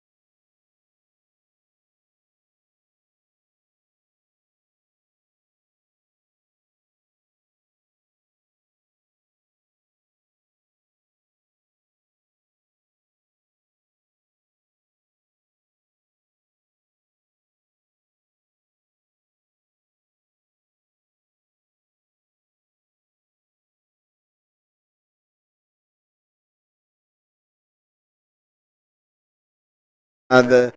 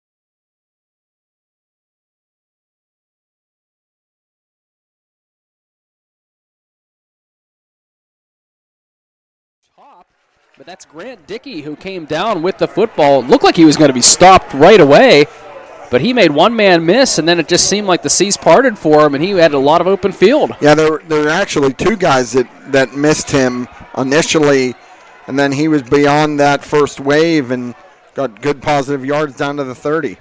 So now in Indiana territory to start this drive, and Wicklund has been pretty impressive for a lot of this, though. He's good on his feet, big, tall quarterback, delivered a nice football as well. Here's DeBryce in motion, and that's going to be kept by Wicklund. This time, though, Indiana's going to make a good stop as they right there to drop him is McFarland. So, yeah, and that's what they did a lot in the first half, where Wicklund would just keep it, and this time he tried to come to the backside. Indiana did a good job of staying home there. McFarland came up, and Doherty at the linebacker spot hemmed him in and no gain. They were able to stretch that play out a little bit. When Wicklund's ran up the middle, he's had some success, but they were able to stop him there from getting around the outside. 2nd down and 10 now. DeBruce is the lone running back. He's going to go into motion, and it's going to be a quick screen right over the head of one of the defenders, and now he is going to be down the field.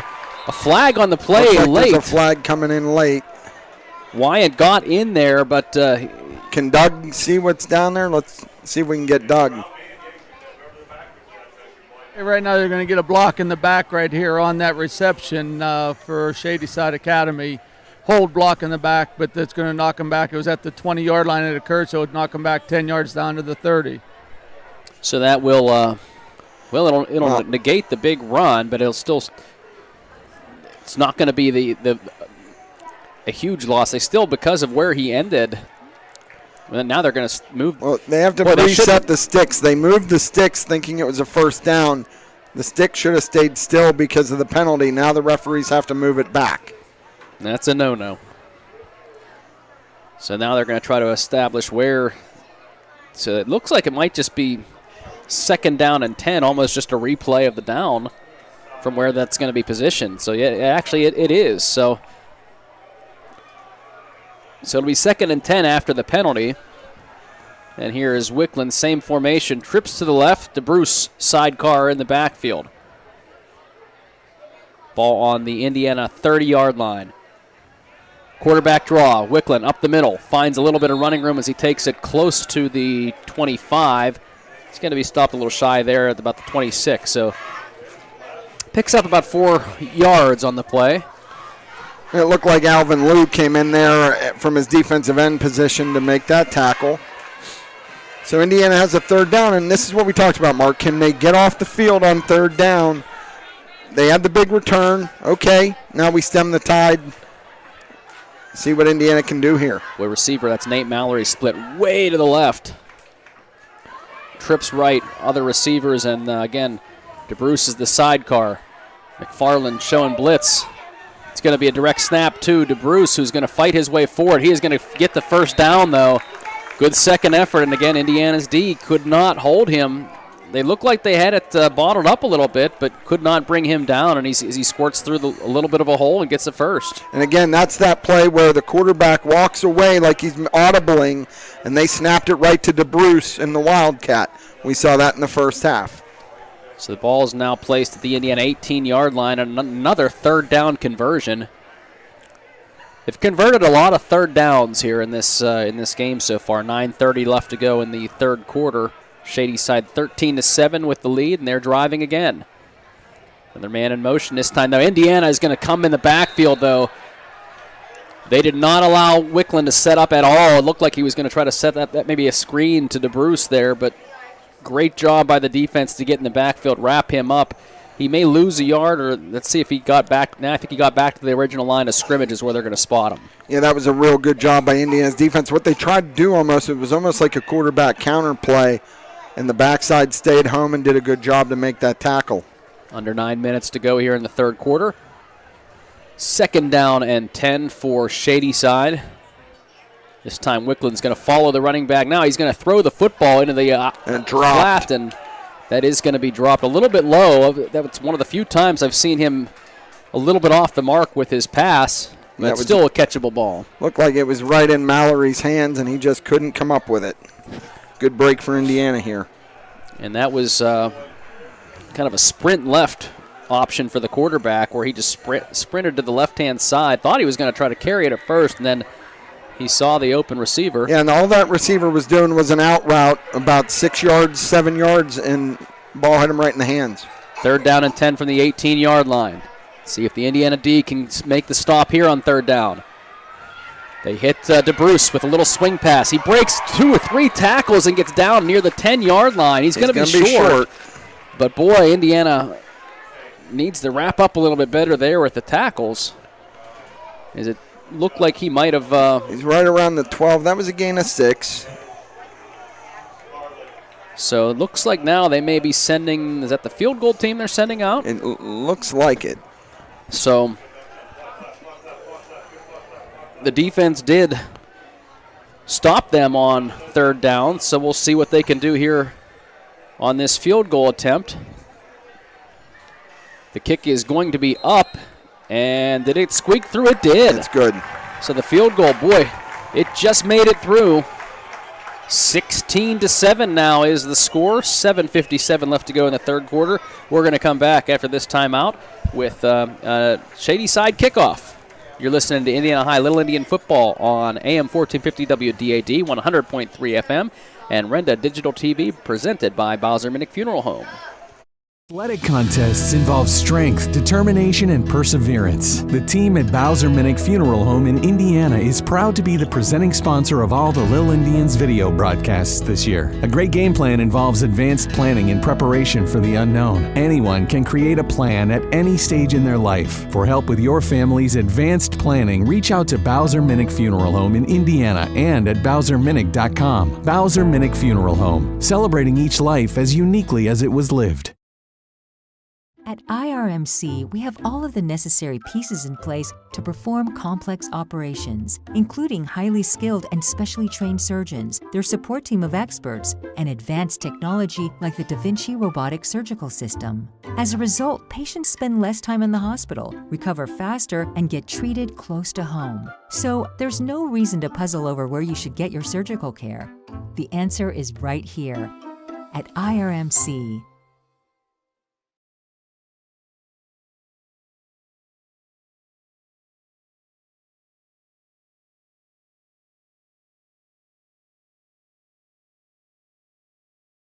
Return is fielded, taken down to about the 35-yard line is where they're going to set up shop. So Little Indians offense now comes on the field. And this is where you want to really see that offense start moving the football and try to at least get one of those longer extended drives, get the defense a bit of a rest.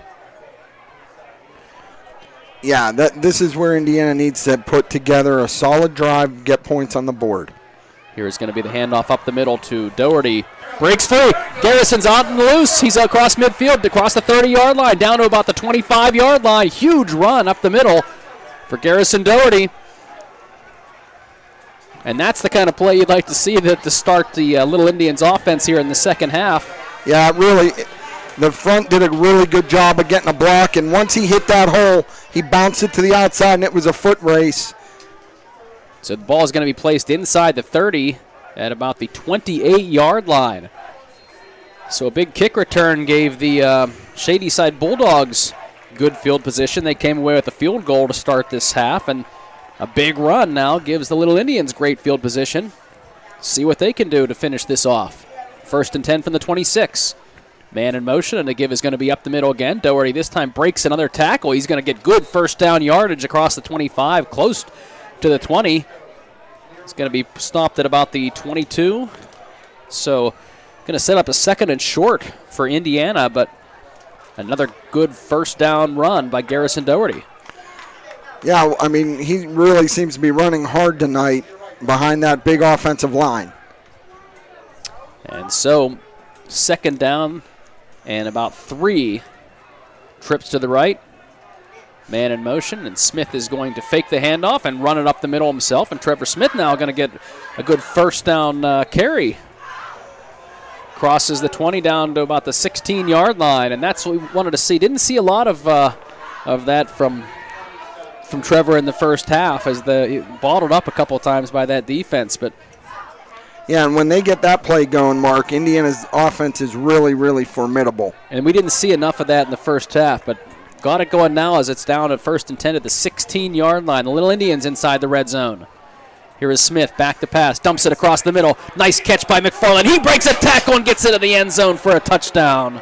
And that's a great answer by Indiana to come back. They work the big runs, and then they hit the touchdown pass to McFarland. He was wide open as he just did a little slant across the middle.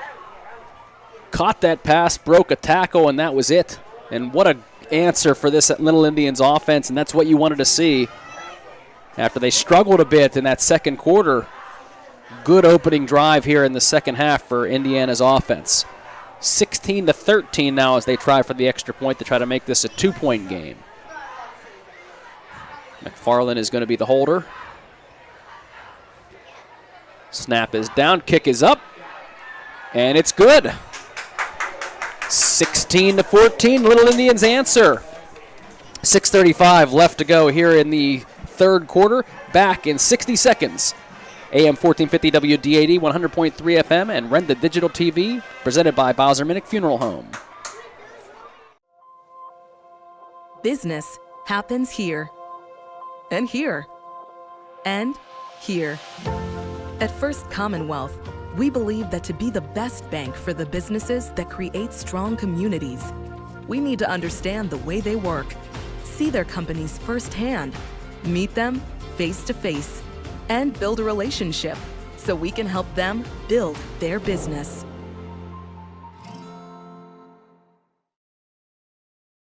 Are you thinking of getting vaccinated?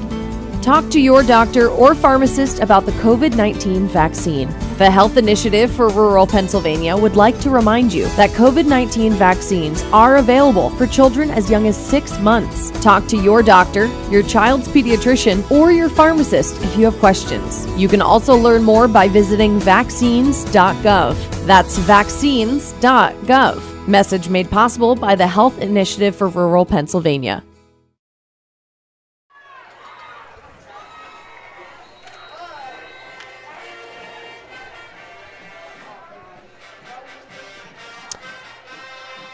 So ensuing kick, it's going to be fielded and bobbled by Shady Side as he's going to take it at about the 13-yard line. He's going to be wrapped up, though, and brought down. We're going to see if we can send it down to Doug. Thank you, Mark. 65 yards in a minute, 17 seconds. Indiana really going with the up-tempo offense. That's what they want to do here in the second half. Garrison Doherty got it started there with that big scamper on first down. We'll send it back upstairs. Thank you, Doug. At Crimson Wealth Management sideline reports. Doug, Steve, helping to provide those for us tonight. So the 25-yard line, actually 26 is where the ball is going to be spotted. So much better job by the kick team, the coverage team, to bring down Shady Side, and we'll see what this defense can do now after they were able to hold Shady Side after giving up great field position on the return to start this half. Yeah, this is where the defense really needs to set the tone. Shady Side's calling a timeout. There's confusion coming out of the kickoff return. So we'll have a timeout here, Mark. Let's just take a quick 30-second timeout, and we'll come right back. AM 1450 WDAD, 100.3 FM, and Renda Digital TV, presented by Bowser Minnick Funeral Home. Pediatric Care Center of Indiana and Marion Center are proud to support our local Little Leagues in today's game. Each athlete has represented their league and their communities to the best of their abilities. Doctors Rizwan and Amina Jabber and their entire team at both locations would like to wish both teams the best of luck in today's contest and in the future. The Pediatric Care Center, 2 locations located in the 119 Professional Center in Indiana and the Mahoning Medical Center on Highway 403 in Marion Center.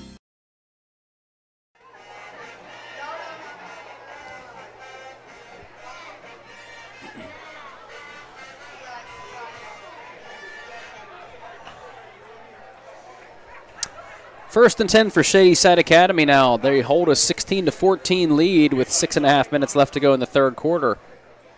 Indiana's defense, let's see if they can make another stop here. As DeBruce in motion, and he's going to get the swing pass in the backfield, but that's a false start, so they're blowing it dead. Boy, Indiana looked like they were blitzing. They ran right by him, too. He had some room to run. They're going to have to keep an eye as if he's moving in motion. Somebody's going to have to watch him. Yeah, and that's it looked like they ran right by him. That's the blitz came. The weak side linebacker has to get over, and he's got to get him if they're blitzing from that front side. So first and 15 as that penalty pushes it back 5 yards now to the 21-yard line, excuse me. Wicklund looking to the sidelines for some answers right now. Trips to the right. He's got DeBruce in the backfield with him. Now DeBruce is going in motion. They're going to try that same play, and he drops the pass. But again, he was open over there where it looked like Indiana was giving him too much of a cushion. But either way, the ball not quite there. And and again, as you said, Mark, why wouldn't you go back to it? If you saw that they didn't cover it the first time, let's try it again. And Indiana was fortunate there that DeBruce wasn't able to hold on to that one. Yeah, I wouldn't be shocked if you see that play again, maybe coming to the other side of the field at some point. But now 2nd down and 15 from the 21-yard line. It's time for the Indiana defense to make a big play here. There's DeBruce. He's going in motion to the right this time. Deep ball downfield. Intercepted! Great coverage down the field. Great job, too. And he was giving up a couple of inches there as they were trying to go to the big 6'4" Nate Mallory. Yeah, and I'm trying to see. Let's see if Doug saw who got that. Trevor? I don't think it was.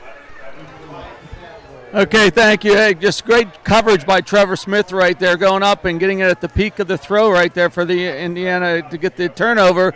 Let's see if they can keep up this up-tempo offensively, which they want to try to do. Boy, and Trevor's given up quite a few inches to the 6'4" receiver, but he had great position. Big interception there as that ball is placed on the 50-yard line. We'll see what the Indiana offense can do here. Here's Porter in motion. Fake handoff, and Smith is going to go up the middle and pick up 2 or 3 yards on the first down. Yeah, that's that play, and we've talked about it, where they fake to Garrison, get Garrison in front of him to block, and Trevor just gets right behind him. Unfortunately, he just only got 2 there. Same formation here. And the give this time is going to be to Doherty. Doherty's going to fight forward, and we got a flag thrown, so I think this one is probably going to be coming back. As Doherty picks up about 5 yards on the carry, but we'll see. I didn't see anything on the tackle itself, so normally that's on usually a block. Yep. Yeah, that's a hold on Indiana.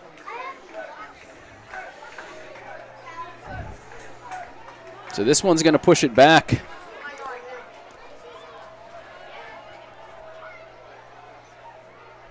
From the spot of the foul. Boy, the chains almost were moving.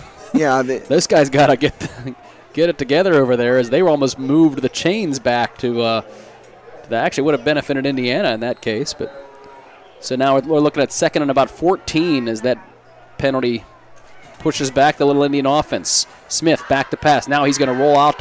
He's going to try to run it up the middle to take, there's nobody was open down the field.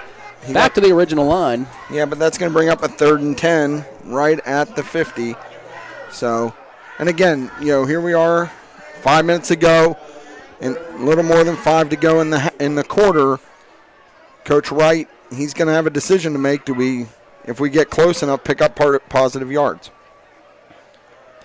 Man in motion. It's McFarland now making it trips to the right. Doherty in the backfield. Here comes Smith. Drops back to pass. Looking down the field. He's going to have to roll out. Now he's going to get sacked. Now, that's not too much time. And that's not what you wanted to do there. Trevor, he's got to make a decision. Once he sees, now he just gets pushed back so far that they're going to have to punt now. Huge sack that time. And looked down the field, did not see anybody open. And you saw he was kind of moving just got what they call happy feet there, where he just wasn't sure what to do. And that's one where he's learning. Young man is still learning at that position. But that's a 12-yard sack. That's a big play by the Shady Side defense.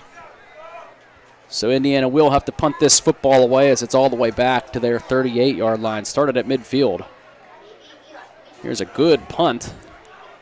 Pushes back. Shady Side. They're going to field on the ball is bobbled now. They do come up with the football. But boy, the returner made a big mistake there. Very dangerous by the Shady Side return man there. I think that was DeBruce who elected to catch it and then dropped it immediately. And number 11 was there for Shady Side to pick up the football. I think that's Nazim Daniels. Yes. Who's for Shady Side, lucky break for them because that could have been an easy turnover had Daniels not been there. Either way, it will be 1st and 10 at the 27-yard line. That was a nice punt by Anthony Kowchuk. He got it off and got it down the field. Good end-over-end kick as well. 4:19 left to go in the third quarter. Shady Side with a 16-14 lead. Long count there does not get the Indians the jump, so good discipline. Wickland in the shotgun. He's got DeBruce in the backfield with him. He's going to drop back the pass. He's going to fire it deep down the field. He's trying to go right back to Mallory. Rocco Cosentino was there on the coverage. Mallory had a step on him and Wickland overthrew him. So Mallory's that big 6'4" frame and tried to go to that same pattern on the right side. It was intercepted. Good coverage. That time it looked like Mallory did at the very last second, got a step on the coverage and just the ball overthrown. So 2nd down and 10, but Shady Side going for that big play right off the bat. Same formation here for the Bulldogs, and Wickland in the shotgun. Here is a man in motion. That is Daniels. He's going to fake the handoff. Roll out to the right is Wickland. Come up. He's going to run with the football, and he's going to take it out of bounds after about a 3 or 4 yard gain. Indiana had 3 or 4 defenders over on that side and took them a while to finally commit to the quarterback as they were staying in coverage. Yeah, Wickland did a good job there of just getting outside the defensive end. Alvin Lou, he needs to take a little bit of a flatter read on that. He came down a little bit, and Wickland was able to get outside of him. He did a good job to retreat, but Wickland was able to pick up positive yards. So he got 4 yards on the carry. 3rd down and 6 now for Shady Side. Big play here for the Indiana D early on in this second half. Man in motion. Here is Wickland. He's going to roll to the right, looking to find a receiver. He has a man out in the flat. He's going to have the, he's going to be short of the first down. Good tackle. I think, was that Brocious? It looked like Brocious and Mill and Wyant was there pursuing. And that's going to be 4th down and short. So they gave him a more generous spot than I would have thought they did, and they actually may measure this. Yeah, it looks like they are going to measure this. Boy, it looked like he was about a yard shorter when they spotted him, but that's a good favorable spot for the Bulldogs. We will see here. They got to bring the chains all the way across the field.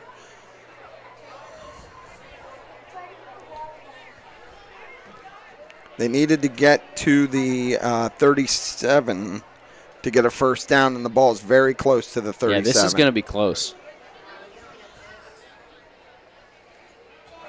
initially, I thought he was stopped easily a yard shy, but forward progress they might have given him. We'll see. We can't even see the football because of the team in front of us.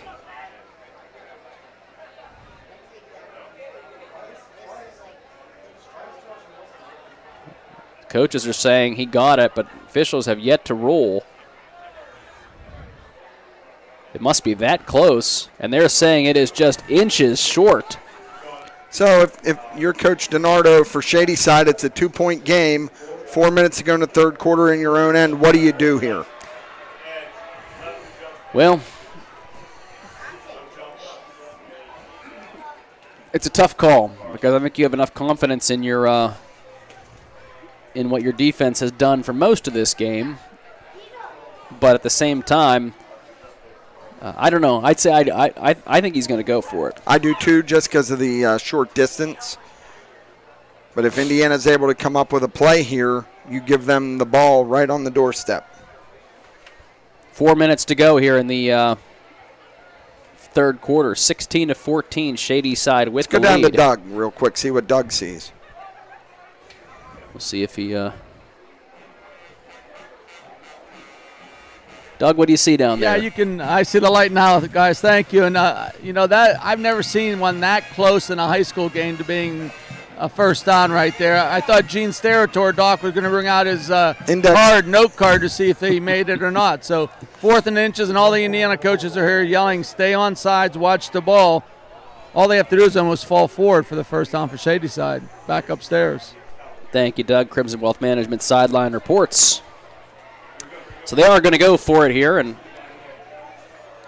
I kind of thought he might have tried to go under center with it being just literally an inch, but he is staying in the shotgun formation, which that's you're actually more favorable for the defense. Big play. Indiana loading up on that front. Man in motion. Wickland is going to keep it forward. He's going to lose the football. Well, I think either way, it's going to be Indiana's ball because the ball on the fumble.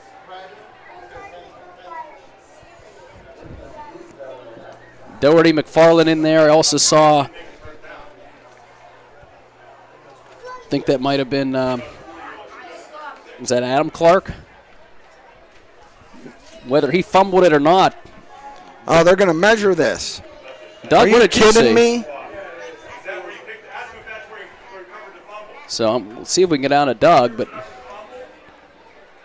yeah, I mean that's really, I can't believe they're measuring that when he was stopped short and the ball was fumbled backwards. When he was fumbled, yeah. See if we can get down and see what Doug sees again. I'm just curious. I think in pros you can't advance a 4th down fumble. I don't know what it is in high school, but they're coming out measuring. I think it's going to be a same half an inch short. We'll see here. No, it's a first down. No, they just got it. Wow. Yeah, I don't. He clearly advanced the fumble. That's a bit of a controversial spot, I guess you could say. But either way, which is a shame because that's a great job by that Indiana defense to come up with the big play. Yeah, they did a good job of stopping him and stripping the football. And, boy, they really just needed the nose of a football, and that's all they got. But, which is odd. And he was stopped when he fumbled it and then somehow eventually made it forward after the fumble recovery. Either way, it is 1st and 10 for Shady Side at their own 37-yard line with 3:50 to go on a running clock in the third quarter. Shady Side with a 2-point lead still. Here is Wickland back to pass. He is going to find a way forward. He is tackled, but I think he got a little bit of the face mask there too, so this is not good for the Indiana D. As that one's going to move forward.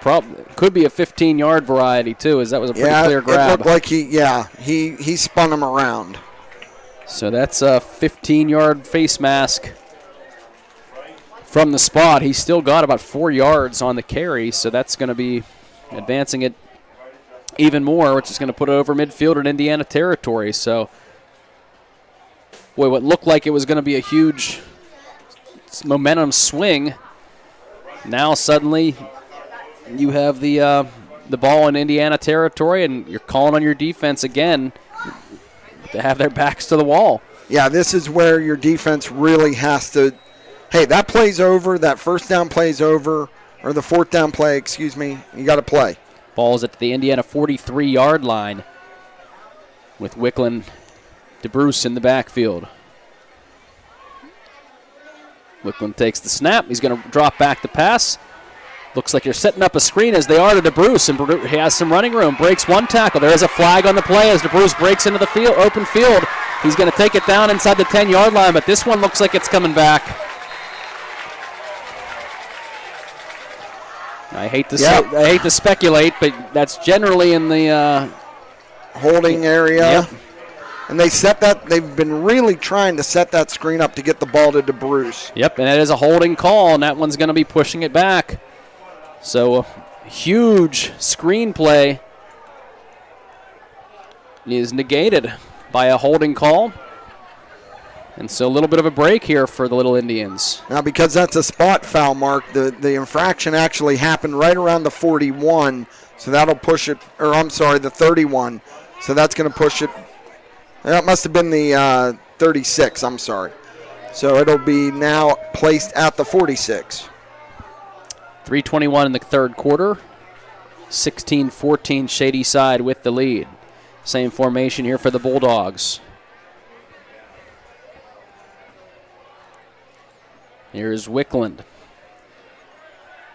We're going to look for the receiver, and another drop ball. Ball thrown a little bit behind him, but still we've seen a couple of these receivers miss passes that have hit them in the hands. That time it was Mallory. Yeah, and it looked like he actually trying to go back to adjust to the football. Looked like it was just a quick hitch, and it was behind him and he slipped. So he was open. No, he did have some space out there, but pass not on the mark, so second down and 13 for Shady Side.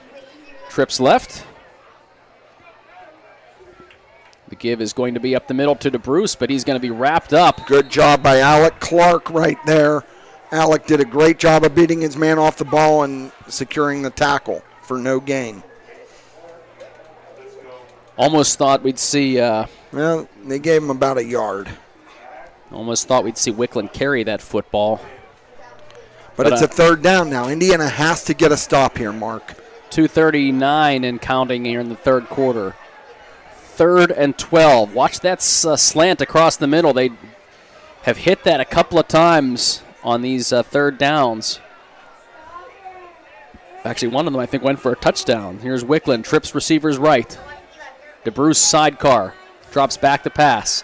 He's looking. Hits that slant right again, and he's going to pick up a first down. Every time that has worked for them. And you could just see it coming. And Indiana tried to bring pressure there with the linebackers, and Wickland had time. They blocked it great up front and able just to get that first down. So that route has been there for these guys tonight, and they've taken advantage when Indiana has brought pressure, usually on a third or a second and long situation, but now it's 1st and 10 from the 33. Defense trying to get off the field. They're not going to do it again. Here's Wickland, breaks free into the open field. He's going to take it to the house. 33-yard run by Max Wickland. Boy, the defense, you have that bit of a controversial spot that gives them a first down. And they just seem to be on their heels a little bit for the remainder of that drive. And now 22-14 after that touchdown run by the quarterback, Wickland. Couple missed opportunities, I think, on that drive. Here's the extra point attempt. Kick is going to be blocked. So 22-14 is our score. Actually, just a one-score game, really, with a touchdown and a two-point conversion now. So that blocked kick could be big for the Little Indians. We are going to take a quick 30-second timeout, and we'll be back with a kickoff as the Indiana High Little Indians will be receiving. 22-14 is our score. Shady Side with the lead. Back after this, AM 1450 WDAD, 100.3 FM, rent the digital TV, presented by Bowser Minnick Funeral Home. Luther Ford, one trusted name, two great locations. Right now at Luther Ford, order your new Ford and lock in 2.9% APR financing for 60 months, no matter when your new vehicle comes in. That's right, order your new vehicle now, and your interest rate is locked in even if rates go up. Plus at Luther Ford, you'll save big during the Ford Summer Supercharged Sales Event. Luther Ford, two great locations, Homer City and Evansburg. Click on lutherford.com.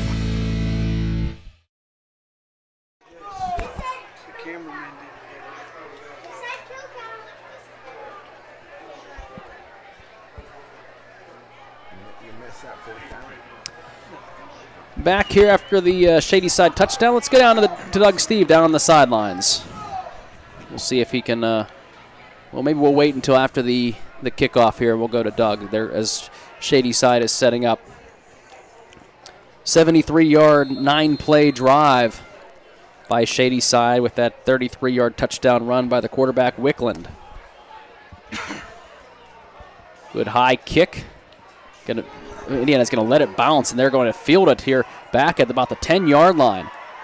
Porter, I think, is going to try to take it. Not a whole lot of running room, so now they're going to be looking at long field again in front of them. Let's get down to Doug. Okay, Indiana once again, the quarterback draw, a bugaboo for them here tonight on that 33-yard touchdown run for Shady Side. Minute 33 left. We'll see. Again, Indiana's having success here in this second half with the up-tempo, almost no-huddle type of offense. We'll see if that happens on this series. Back upstairs. Thank you, Doug. Crimson Wealth Management reports, sideline reports. And 1:33 left to go in this third quarter, so still a lot of time left. And again, the two missed extra points really help keep Indiana here as a one-score game. And what are they? Yeah, the referees are raising the roof. Telling to increase the play clock, reset the play clock. Shows my age a little bit. All right, back to pass is Smith. He's going to quarterback draw up the middle, find some running room as he takes it across. And looks like he's going to get the first down as he crosses the 25-yard line. Man down. It looks like it's a Shady Side player who is still down. Sending the players to the sidelines. Commercial. Let's take a quick 30-second break as they tend to the injured player. We'll be back right after this. What do you want, 30 or? The Indiana County Technology Center is now accepting enrollment in our adult education programs. The ICTC's adult education programs offer in-demand post-secondary programs tailored to empower student success. From cosmetology to welding and practical nursing, the ICTC has a program for everyone. Indiana County Technology Center, empowering tomorrow's workforce. Luxembourg's Jewelers, a proud supporter of all the area athletes, would like to wish the best of luck to all the Heritage Conference schools and, of course, the Indiana Little Indians this season. With two convenient locations, Luxembourg's Jewelers is the winning choice for gifts of any occasion. Show your school pride with gifts ranging from beautifully logoed coffee mugs, keychains, money clips, water bottles, and more. From the Indiana Mall to downtown Indiana, Hip, Jeff, and the Luxembourg's team wishes everyone an MVP season. Luxembourg's Jewelers is Indiana's jeweler.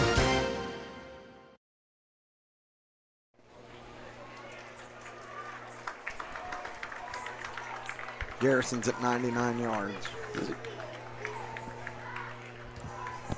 And we are back. Looked like it might have been a leg cramp there as he's hobbling off the field. It's number 44 for the Shady Side Bulldogs. 1:26 left to go in the third quarter. Indiana did pick up the first down, so it's 1st and 10 from the 25-yard line. Some movement on the line, though. We'll see. It's going to be against Shady Side, it looks like. And it is. An awful lot of offsides penalties on that Shady Side defense. So 1st and 5 now. It's a really important drive now as we're getting closer to the fourth quarter for Indiana to find a way to answer. Yeah, they really need to get a good ball-controlled offense. Minute 5 left to go. A handoff up the middle, and that looks like, is that Garrison Doherty again? If it is, it's going to put him over 100 yards on the night. It's another gain of 7, it looks like, Mark. So it does pick up a Little Indians first down. And unofficially, I think with our first Commonwealth Bank quick stats, would that put him over 100 yards? Yeah, that would give him about 106. So 1st and 10 now from the 38-yard line. Nygren in the backfield as well as Doherty this time. Here is the snap. Handoff again up the middle. This time not a lot of running room. He is going to pick up 2 or 3 yards, is Mr. Doherty, but it may be the last play of this quarter, too. We'll see if Indiana elects to try to push one more play here. It's just under 20 seconds now. If they go hurry up to try to get one more play in, or if they're going to... We'll see. Yeah, they're lining up, but they don't really seem to be in any hurry. So play clock has 16 seconds, so they don't have to run a play if they don't want to. It looks like Trevor's going to run it down to the quarter. So we're going to have an interesting fourth quarter with Shady Side Academy leading our Little Indians 22-14. And we'll be back with fourth quarter action. We'll see if we can maybe avoid another double overtime game, but we'll see what we can do here in this fourth quarter as Shady Side now has an 8-point lead. Back after this, you're listening to Indiana High Little Indian football on AM 1450 WDAD 100.3 FM and Renda Digital TV, presented by Bowser Minnick Funeral Home. At IRMC, we have all of the necessary pieces in place to perform complex operations, including highly skilled and specially trained surgeons, their support team of experts, and advanced technology like the Da Vinci robotic surgical system. As a result, patients spend less time in the hospital, recover faster, and get treated close to home. So there's no reason to puzzle over where you should get your surgical care. The answer is right here at IRMC.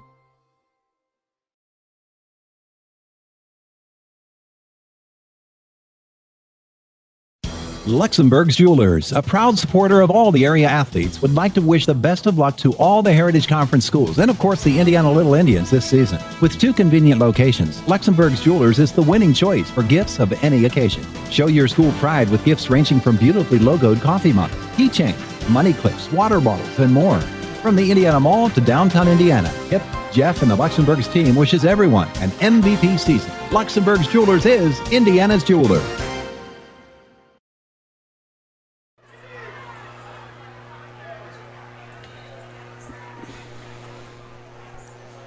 Inside screen pass as we return, and it's to Levi Porter, who's going to pick up another first down. And good coverage that time by Shady Side, but they were kind of looking at the running back coming out of the backfield and were not watching inside with Levi, who made a nice catch and pushed it forward for a first down into Shady Side territory. Yeah, that was a really nice job by Levi on the slip screen. And Garrison Doherty now with a handoff on this hurry-up offense is going to take it across the 45 to about the 44-yard line into Shady Side territory.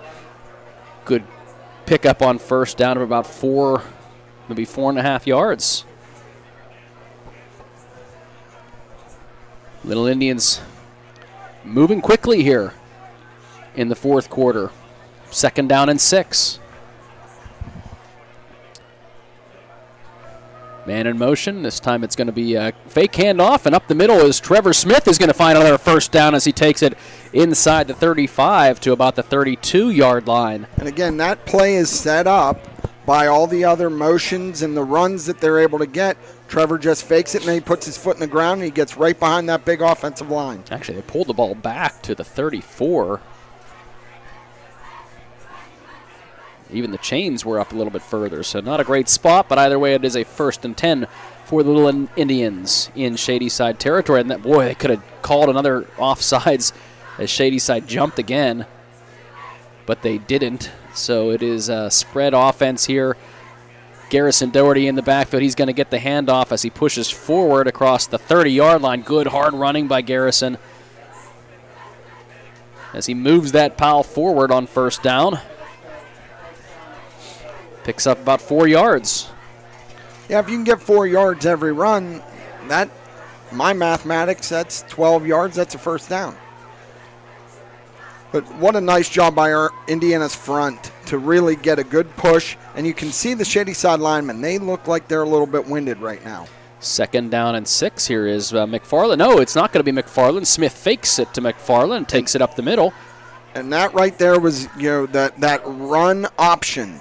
And Trevor had it in Liam's belly, and he pulled it back and made great positive yard to get up 3rd and short. I think he surprised Liam as well, not getting that handoff. But either way, it is setting up 3rd and 2 now, all the way down to the Shady Side 26-yard line. Some movement here. Is that going to be on Indiana? They're saying offsides on Shady Side. Shady Side loaded the box there. They had about 6 guys there right near the football where the center was, but they got way too eager. Indiana was just going to go quarterback sneak where Trevor just gets up under center, and then he goes and gets Garrison and the other running backs to just kind of push him through, because you're now allowed to do that in high school football. 9:38 and counting here on a running clock. 1st and 10 for Indiana. This time McFarland does get the handoff, and he pushes forward as he gets a good gain on 1st down, all the way down to the 1st down marker. So he's inside the red zone now. I think he may be a yard shy, but yard shy. It still sets up a 2nd and short. And this Indiana offense is starting to look like what we expected after that first drive resulted in a touchdown. 22-14, they are trailing by 8, but moving the football here as the handoff is going to be up the middle to Garrison Doherty again. He takes it inside the 10, inside the 5. So it's going to be placed at the 4-yard line, 1st and goal for the Little Indians, with 9:07 left to go.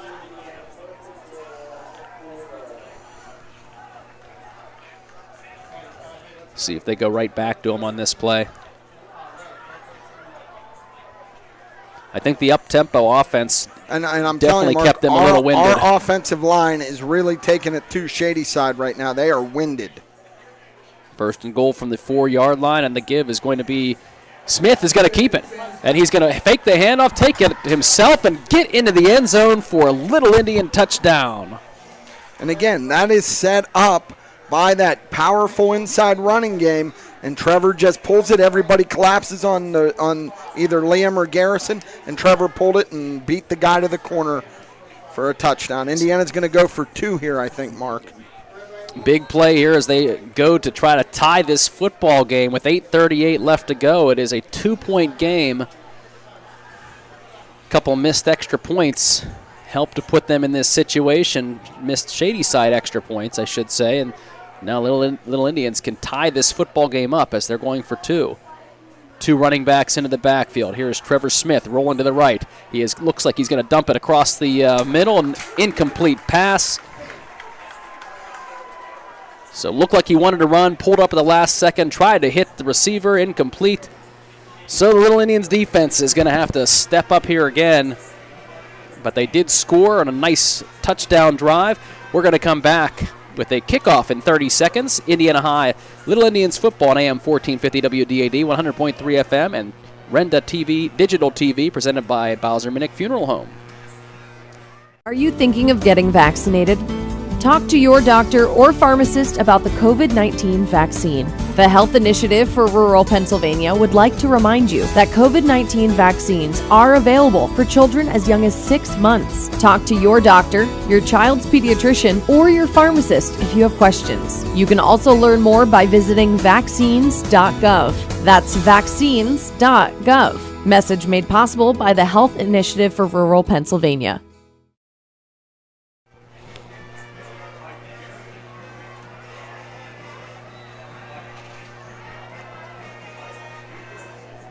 Smith. 7-play, 48-yard drive. Let's get down to Doug Steve, see if he's ready for us. Okay, great drive by Indiana to cut the deficit to 2. But going back to that 4th down play, 4th and inches, I asked the official, I said, how can the ball be advanced on a fumble? And he said, well, if the guy that fumbles recovers it, you can, which I don't think was the case there, back upstairs. I don't either, but it did happen. So here's the kick by Indiana. Ball is going to hop right into the hands of the return man at the 20-yard line. He's going to be dropped immediately, though. Way Indiana came right in and big tackle that time. Ball is going to be placed at about the 28-yard line. So the coverage team did its job. 8:34 left to go in this football game. Indiana trails by 2, 22-20. That missed two-point conversion attempt would have tied this up, but let's see if this defense can come up with a big play. The offense seems like it's found something, and I think it's gotten that Shady Side defense a little bit tired. So if you could force a 3-and-out, that could change the complexion of this game. 1st and 10 from the 28-yard line. Here is Wicklund. Shotgun snap going to be given to DeBruce. Misses one tackle. He's going to dodge another tackle as he takes it across the 30. Trevor Smith came up and made that tackle. Boy, he's fast.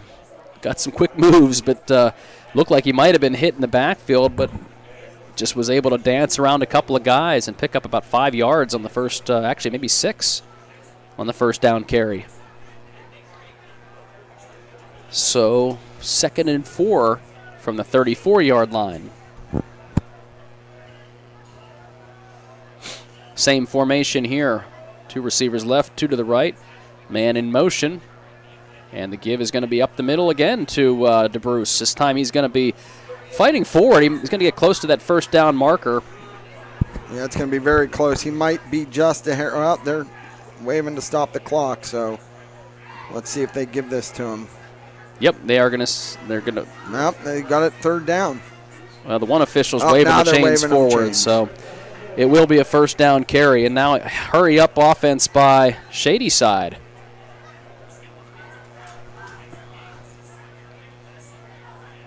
DeBruce now setting up on the right side, and there's some movement by the they're going to say guard. I think they're going to say Indiana jumped there, drawing their tackle offside or their guard offsides. We will see here. This is be an interesting call because there was definite movement on the left side of the offensive line, but Indiana was also moving in that neutral zone as well.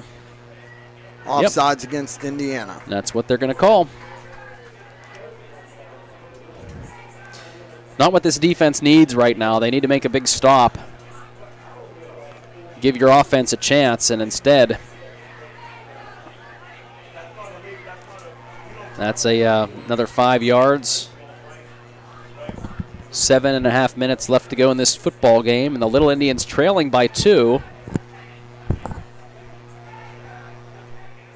So, 1st down and 5 now from the 42-yard line, Shady Side. Max Wicklund in the shotgun. There is Daniels moving across, but he's going to give it up the middle to DeBruce. He's going to be stuck right at the line of scrimmage and push backward. Isaac Nygren and Garrison Doherty filled that hole immediately. There wasn't much there. So he might have gotten a couple of inches, but that's about it. So it's going to be 2nd down now and maybe 4. 6:45 and counting. Shady Side taking their time. I thought they were going to go hurry up, but I think they want to use the clock in their favor as well. Trips to the left this time for Wicklund. He's got DeBruce to his right. Indiana showing blitz with the linebackers. Wicklund's going to try to keep it up the middle. He does break around on the right side and just broke contain there and was able to pick up enough yards, I think, for a first down by the Shady Side. They had the blitz and they had the play shut down, but he found a way to get around the outside, and that's what picked up a first down for Wicklund. Unfortunately for Indiana, their defensive end, Alvin Liu, jumped inside, gave Wicklund just enough room, and he was able to get that first down. So, 1st and 10. And again, you really need to find a way to slow these guys down or stop them here, as it now the Shady Side is nearing midfield. DeBruce sets up to the left of Wicklund. Here comes Daniels in motion. They're going to call a timeout. I think the play clock was about running out. So 30-second timeout. We'll take a 30-second timeout as well. 22-20 Shady Side with the lead. Back after this on AM 1450 WDAD, 100.3 FM, and Renda Digital TV presented by Bowser Minnick Funeral Home. Shield Industries of Indiana, your home for protective and decorative floor, concrete, and deck coatings, spray foam insulation, commercial roof coatings, waterproof and air barrier coatings. The team at ClimaShield Industries invites you to protect the things that matter to you the most. Whether it is commercial, residential, or industrial, give the team at ClimaShield a call for fast, reliable service for your next project. ClimaShield Industries of Indiana is a proud sponsor of tonight's broadcast and wants to wish the Little Indians the best of luck.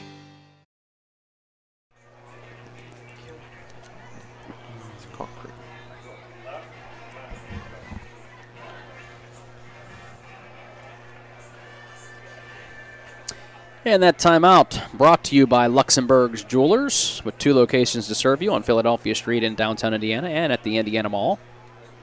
1st and 10 here for Shady Side from their own 48-yard line. 6:20 left to go on that clock. That's going to be something we'll have to keep an eye on as Shady Side's leading by 2, 22-20.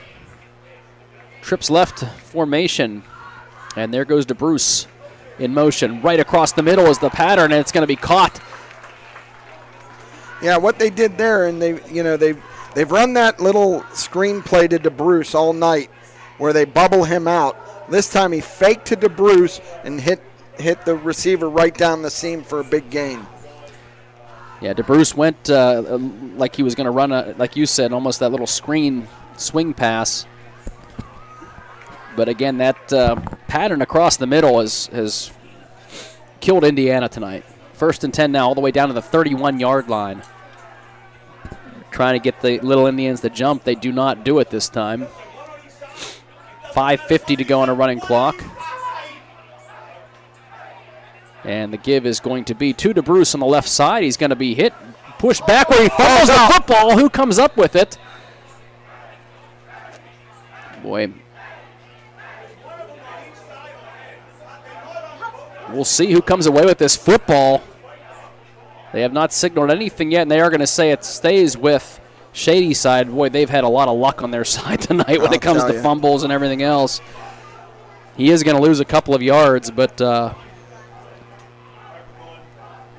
2nd down and 12. 5.5 minutes to go in this game. Indiana's got to try to force a turnover. They got to get something positive here and keep them out of the end zone. DeBruce to the left of Wicklund, who's in the shotgun formation. Taking their time on that running clock is Shady Side. And the give is going to be up the middle to DeBruce. He breaks into the secondary. He finds some more running room as he crosses into the 20-yard line, into the red zone. And if you're Indiana, you want to go for the strip to try to get the fumble, but you also got to make sure you tackle him. Yeah, and that's a big run by DeBruce there on 2nd and 12. Indiana was spread out a little bit and just was able to find some positive running room. You need your defensive front here to plug up that middle. Same formation here for Shady Side, 1st and 10 all the way at the 19-yard line for the Little Indians. Got to keep them out of the end zone here. Force a field goal or a field goal attempt. 4.5 minutes to go, and DeBruce is going to get the football again. This time Indiana is there to slow him down. A flag is thrown late. So DeBruce took it about 3 or 4 yards. That flag's in the neighborhood of a normal hold. Let's see what Doug saw. Doug see something down there?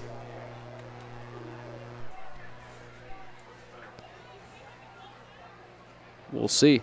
Okay, right now I believe it's a hands to the face, so they call holding, but the referee put his hand up towards the helmet there. Indiana has come up big right here defensively. They're not going to put the ball in the air. At least I don't think they're going to put the ball in the air with a 2-point lead with 4:26 left. They've run off about 4 minutes of clock right here in the 4th quarter. Back upstairs. Yep, they're being very deliberate with their taking their time. He's watching. Wicklund keeps an eye on that play clock. Right before he calls, he's been letting it run down to about the 5-second mark every time, and then we'll snap that ball. But that's taken off a good 30 seconds every every play. Second down and about 20 here. I think that should be a first down, Mark, honestly, because they had gotten the first down, then that second down, or that first down run was a hold, so it should have been got. So Wickland rolls to the right. He just finds an open receiver who's Daniels, is going to be tackled out of bounds. So Indiana gives up the pass for about 10 yards, but they do stop the clock by pushing him out of bounds. So we'll see the officials blowing the whistle, blowing the play dead. I'm not sure what they're. I think you're right, though, Pat. I think that was a first down, and maybe that's why they're saying that this should be a second down play. Although I don't know. It seems like Shady Side may be questioning that as well.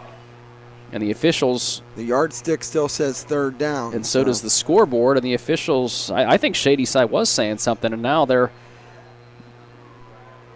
rushing to the line. They stopped the play here. Let's see if we can get out of Doug. Let's see if he knows what's going on down there. I don't know if that was a timeout or. Okay, I got you. See the light now. Indiana had called timeout, but then they didn't allow them to bring the water up. Or you know what? Maybe they didn't call timeout. They're just adjusting the clock. That's what they're doing. Indiana wanted a timeout there, but they were just adjusting the clock. A lot of confusion down here along the sidelines. Back upstairs.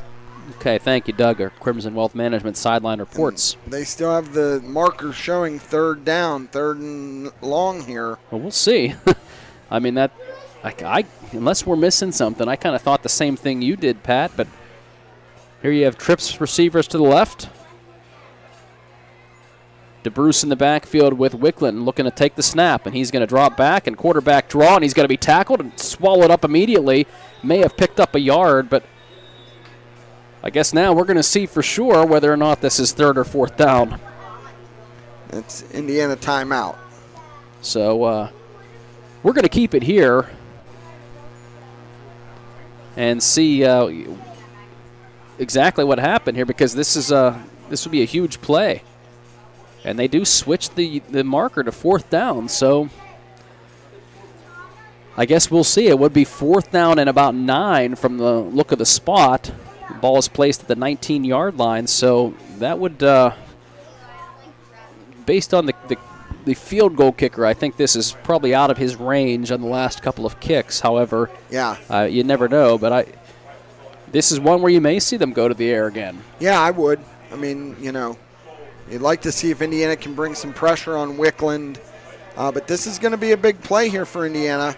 If they can get them stopping, get the ball back, only down 2 here. This is a big fourth down play for Indiana. I think you got to find a way, though. It's risky. You want to bring pressure, but you also want to make sure your linebackers stay home to cover that middle, which seems to have been a killer for the Little Indians on these third and long plays. So a fourth and long, I should say. Fourth and 9. Trips left. 2 receivers to the right. Empty backfield for Wickland. Ball on the 19-yard line. He's going to drop back to pass. He's going to roll out to the left. Indiana's chasing him. They're going to try to bring him down. I think they brought him down before the stick. He is short. And that is going to be, well, how about that? That was a turnover on downs. That's a big So we play. thought that was might have been a. I think Indiana may have gotten a gift there with, I think Shady Side got cheated out of a down, but Indiana will take it. Well, they had a gift taken away from them earlier, so I think that might be either way. It's the football gods have evened it out. And they got a long way to go here. So 3:41 left to go on the clock, so there's enough time, but there's not a lot of time. Indiana has 2 timeouts remaining.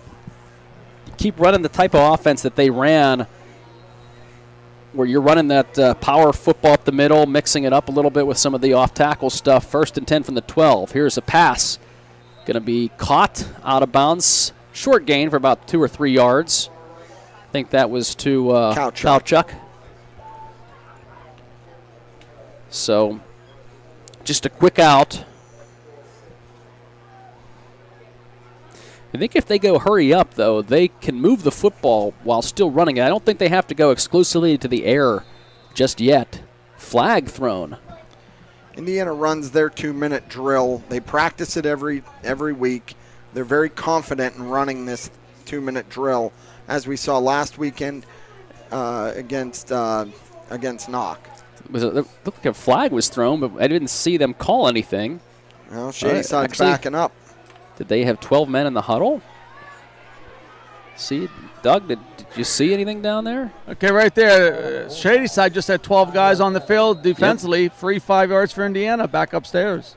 That's what the call was. Thank you, Doug. Shotgun snap. Here's Smith. He's going to take it himself, find some running room up the middle. He's going to get a first down and crosses the 20 to 25-yard line. Now the clock will stop. The clock stops because of the first down, but Indiana has to get up on the ball and be ready to snap it once they get the stick set. So they are quickly getting to the football. Now under 3.5 minutes to go in this football game. Ball on the 28-yard line. Here's Smith back to pass. He fires it to the out pattern again. Let's see, the ball was it caught? Yeah, it was caught for a couple of yards. The official did not signal right away, but and they got out of bounds. So that short out play picks up a couple of yards, but it does stop the clock. 2nd and 8 from the 30-yard line. Don't go anywhere. It's another exciting finish to an Indiana football game. 2nd and 8. Here's McFarland in motion. The fake by Smith. He's going to take it up the middle himself. Makes a couple of guys miss. It takes it near the 35-yard line. So we're going to look at a 3rd down for the Little Indians. 3rd and about 3. But certainly that run makes things a little more manageable. But certainly they got to get up to the line quickly as they are. Got McFarland, Mills out here to the left. Back to pass is Trevor Smith. Now he's going to pick it up himself. He's going to pick up a first down and crosses the 40-yard line. And again, the clock stops. Indiana's got 2:50 to go. They got 2 timeouts. They can run their offense. They're moving the football well enough that I think this can open up the playbook a little bit because you're close to midfield now, still with over 2.5 minutes to go here. They're not wasting any time getting to the line of scrimmage.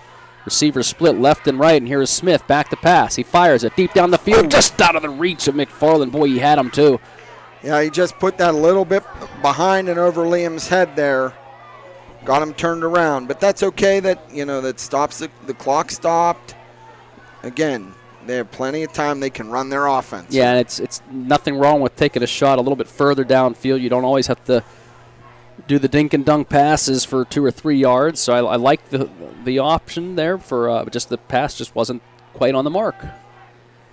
Same formation here as the receiver is in motion, and that's going to be given up the middle to Garrison Doherty, and Doherty's going to be dropped after a couple of yard pickup. So I have no problem with that play call because I think that does help to keep the defense honest. And actually, he's going to pick up about 5 yards. So gets ahead of steam. He's not an easy young man to bring down. 2:10 on a rolling clock. 3rd and, say, a long 5 here. 2 running backs in the backfield. Now one is McFarland, split to the left. Here is Smith, back to pass. He's under pressure. He's going to roll. He's going to take it himself. He's going to pick up another first down. He's on the move. He takes it around to the 40-yard line into Shady Side territory and out of bounds. That's just a heads-up play right there by Trevor Smith. He did a great job to get out of bounds. Is there a flag? Well, he was hit. They're not moving the sticks. I'm wondering if there's a flag that's going to bring this back. Well, was it a check hold? with Doug. See what Doug sees down there. Okay, right now they got a flag on the play. I believe they got Kyle Chuck with a block in the back. Oh. He said he got underneath on the side of him, but the referees thought otherwise. He's going to got 10 yards from there. Spotted the foul at least, so it's kind of downfield. It'll still be a 3rd down play. Okay, well, not good for Indiana, especially considering it was 3rd down. But boy, that was now they spotted the foul. It's a 10-yard I certainly penalty. thought that was further down the field than that, but it is going to be 3rd and now about 10 yards from where they spotted it. So 1:53 to go, but that penalty hurts for the Little Indians. This is still 4-down territory. They, with a minute 53 left. Okay, McFarland now splits out to the right. Here is Smith. He's back to pass. He fires it down the field. He has an open man. That's going to be a first down into Shady Side territory. I think that was Kowchuk. Boy, good redemption there for that young man. Sure was. And that was a great throw by Trevor. They rolled the pocket to his right, and he was able to hit Kowchuk right on the sideline on an out route. Got right back to around the same area where that last play was called back from, and he got out of bounds. So 45-yard line. And here comes Porter in motion. Fake handoff. Smith up the middle. He takes a big hit, but he's going to fall forward. Picks up almost 5 yards. Down to the 40-yard line. Hurry up offense here. Indiana's running it extremely well. 2nd down and 5 from the 40. 1:26 to go. Back to pass is Smith. He fires it out pattern. It's going to be caught. First down and out of bounds. I think that was Kowchuk again. Yes, it was. Where are they going to mark this ball? And Anthony had a great sense to know where that marker was and make sure he did not step out of bounds before he crossed that first down. It's going to be right at the 35. So about a 10-yard pickup now. 1:20 left to go. Indiana trailing by 2, but they're driving here. They're at the Shady Side 35-yard line. Here is the snap. Give up the middle to Garrison Doherty. Fights forward across the 30-yard line. Picks up about 6 yards on first down. Clock continues to roll, so Indiana is going to have to move quickly here. First down would stop the clock, temporarily at least. Indiana does have, I believe, 2 timeouts at their disposal as well. Receivers split left and right. The snap. Here is Smith. He's going to fake the pass. He's going to roll around for himself. Oh, he got a big hit, and that's going to be a flag. Wow. Boy, they hit him high in the head. That was a Let's hope Trevor's able to get up from that. He is standing up right now and got up right away, but I guess that's whether he's okay or not is a whole other story. But that certainly is going to be something that's going to move the chains forward. He would have picked up close to the first down with the run. But that was a hit where the defender just launched himself. Go to Doug. Doug, what do you see?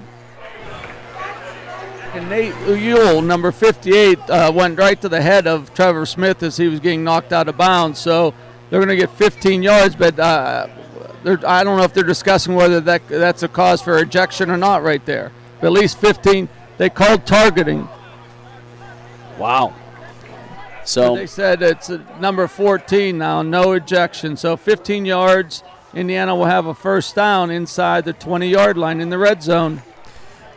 Huge penalty. And Smith is still in the game. He's there. Took a big shot. I was talking to Jack Benedict earlier today, and he said how impressed he was at how tough Trevor Smith is. Not the biggest frame for a quarterback, but seems to be able to take those kinds of shots and just roll with it. And now it is 1st and 10. And the ball is placed at the 13-yard line. 47 seconds to go. Indiana trailing by 2, but they're 13 yards away from a touchdown that would put them ahead. And keep in mind, they get close. A field goal can win it. So here is going to be the handoff up the middle. The carry is going to be to the 10-yard line. Looked like that was Nygren on that carry, Mark. Indiana timeout. So not a problem at all, though, because one thing you don't also want to do is you don't want to score too quickly and give Shady Side the ball back. But right now, under 40 seconds, there is a timeout. We're going to keep it here. So if you're just joining us, Indiana scored on their first possession of the game. It took until the second quarter before Shady Side got on the board. They also scored late on their last drive of the first half. Shady Side took a 13-7 lead into the locker room at halftime, came out, and a kick return gave the Bulldogs good field position, ended up with a field goal on that drive. Indiana answered back with a touchdown of their own. A couple of missed extra points, though, for Shady Side. Allowed Indiana to crawl within 2 points, and both teams exchanging one more score in the third quarter here, and Indiana now. Big stop from the Bulldogs and forcing this long drive, which started way back deep in their own territory, and now they're on the 9-yard line. Here's going to be the give up the middle, and Shady Side's going to stop them. Okay, now Indiana's out of timeouts. Now they had to burn their final timeout there, so it's going to be 3rd and 4, and they got to be cognizant of that clock now. So they can pick up a first down as this ball is placed at actually the ball is placed at the 9-yard line. So it was 2nd and 9, but the ball is placed at the 9-yard line now, a 3rd and 4. So they pick up the first. The clock will stop momentarily. So that'll be something to keep our eye on. But they certainly 2-down territory, and like you said, Pat, I mean, they could still elect to try to kick a field goal to win it if they wanted to, and they're getting close to that extra point territory. Absolutely.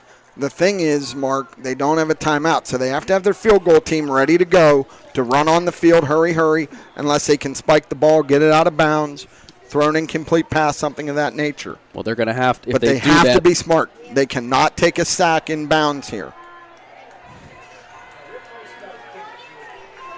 So huge moment in this football game. Little Indians clawing back, trying to take the lead. They haven't had the lead since the first half. 3rd and 4. Here is Smith. He's going to roll. He has McFarland into the flat. McFarland fighting forward. Did he get the first down? The clock is continuing to run, but it's 4th down. They got to run a play here. So Indiana's going to have to run a quick play. 15 seconds left to go. 10 seconds. Flag thrown. So that will stop the clock. On Indiana. That'll run the clock out because of the penalty. Oh, that can't be how this game ends. They are trying to send a field goal team out. I don't know if they're going to run the... So Indiana has 7 seconds. They are going to go for the field goal. The ball is placed at about the 8-yard line. So about a 25-yard attempt here. The kick is good.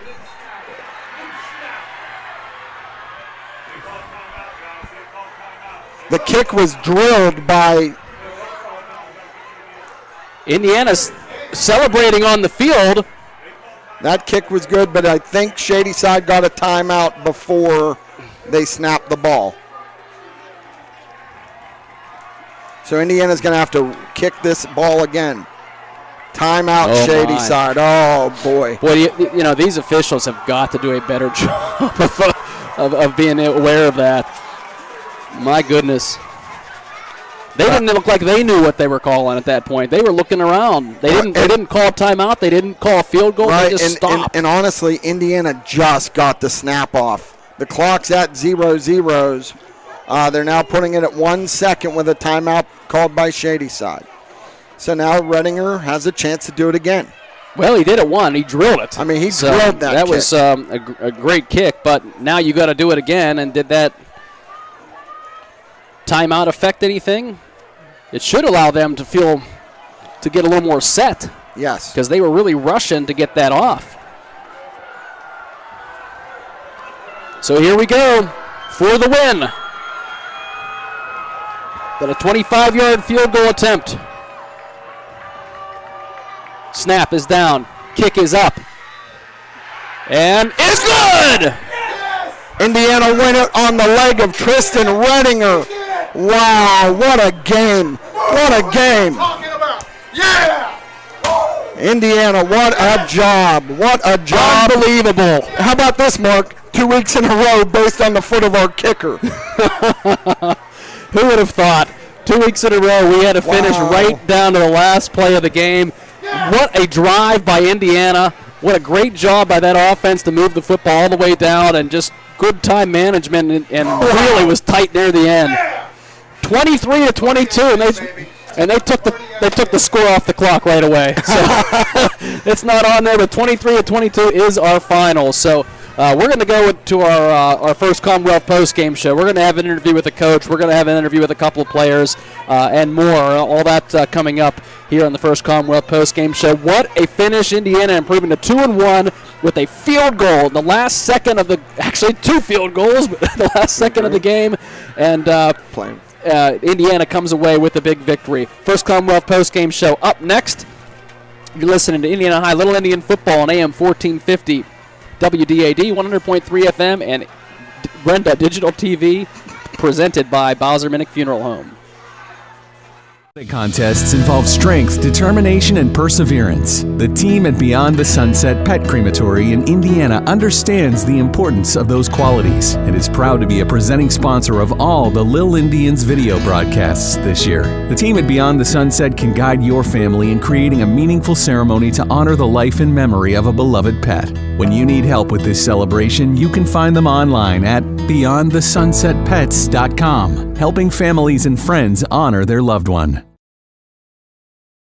Hi there, I'm Michelle Jordan, the Executive Director of the ARC of Indiana County. We are a nonprofit organization that is a chapter of the ARC of PA and the ARC of US, and we are an advocacy organization.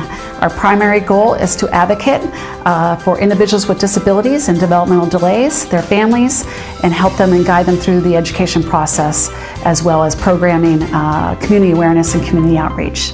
And we look forward to 50 more years of advocacy. The Coney Island restaurant wishes all the Indiana football teams the best of luck this season. The Coney is proud to say it has served the Indiana community for over 88 years. The Coney is a full-service restaurant with indoor and outdoor dining. The Coney also has full banquet facilities for whatever function you're planning. Visit the Coney website at theconey.com.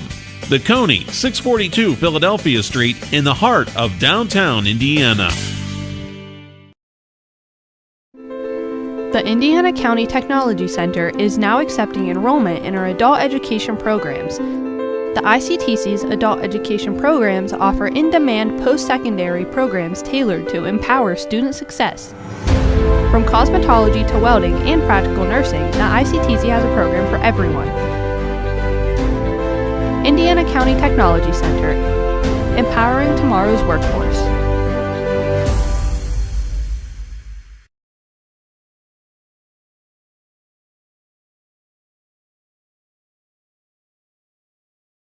At IRMC, we have all of the necessary pieces in place to perform complex operations, including highly skilled and specially trained surgeons, their support team of experts, and advanced technology like the Da Vinci robotic surgical system. As a result, patients spend less time in the hospital, recover faster, and get treated close to home. So there's no reason to puzzle over where you should get your surgical care. The answer is right here at IRMC.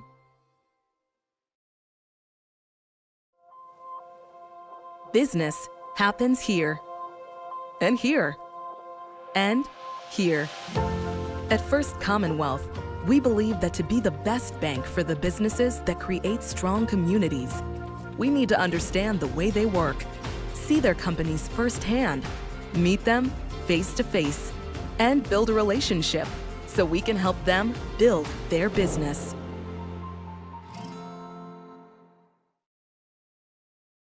Coach's interview. Okay, down here on the field we got Coach Brad Wright, and Coach, last week I thought was exciting, but this week it took a couple more years off your life probably. But it just a tremendous win. You had to overcome a lot of things, again, adversity. But what did you say to your team there as you came back down on the field? Just a lot of peaks and valleys, in this game, and we persevere through the valleys very well. I told him at halftime, we're fine. We came back last week down how many times, and we can do this. We were only down 6 points at that point in time. We made the adjustments. We saw what they were giving us. We knew that they were overloading the trips, and we had a lot of space to the weak side. So we just started running our jets over there and our zones over there, and the offensive line just took over. They dominated. I think we wore them down. They were cramping up and stuff, and we just stuck to the game plan and believed in what we were doing, and these dudes never quit. I'm really proud of them. On defense, it seemed like offensively for Shady Side, they were using the QB draw. And I mean, it just in the Wildcat, those two things were hurting in the second quarter. What adjustments did you make that for the second half? Well, they have good players. I mean, they're a prep school. They have talent all over the field, and you're not going to stop everything they do. It's just a matter of us making sure we line up correctly. The lawn chairs are spread out in the proper position, so to speak, and we did that in the second half, and we were physical. I think that's what it came down to. We were a physical football team tonight, and I really like seeing that.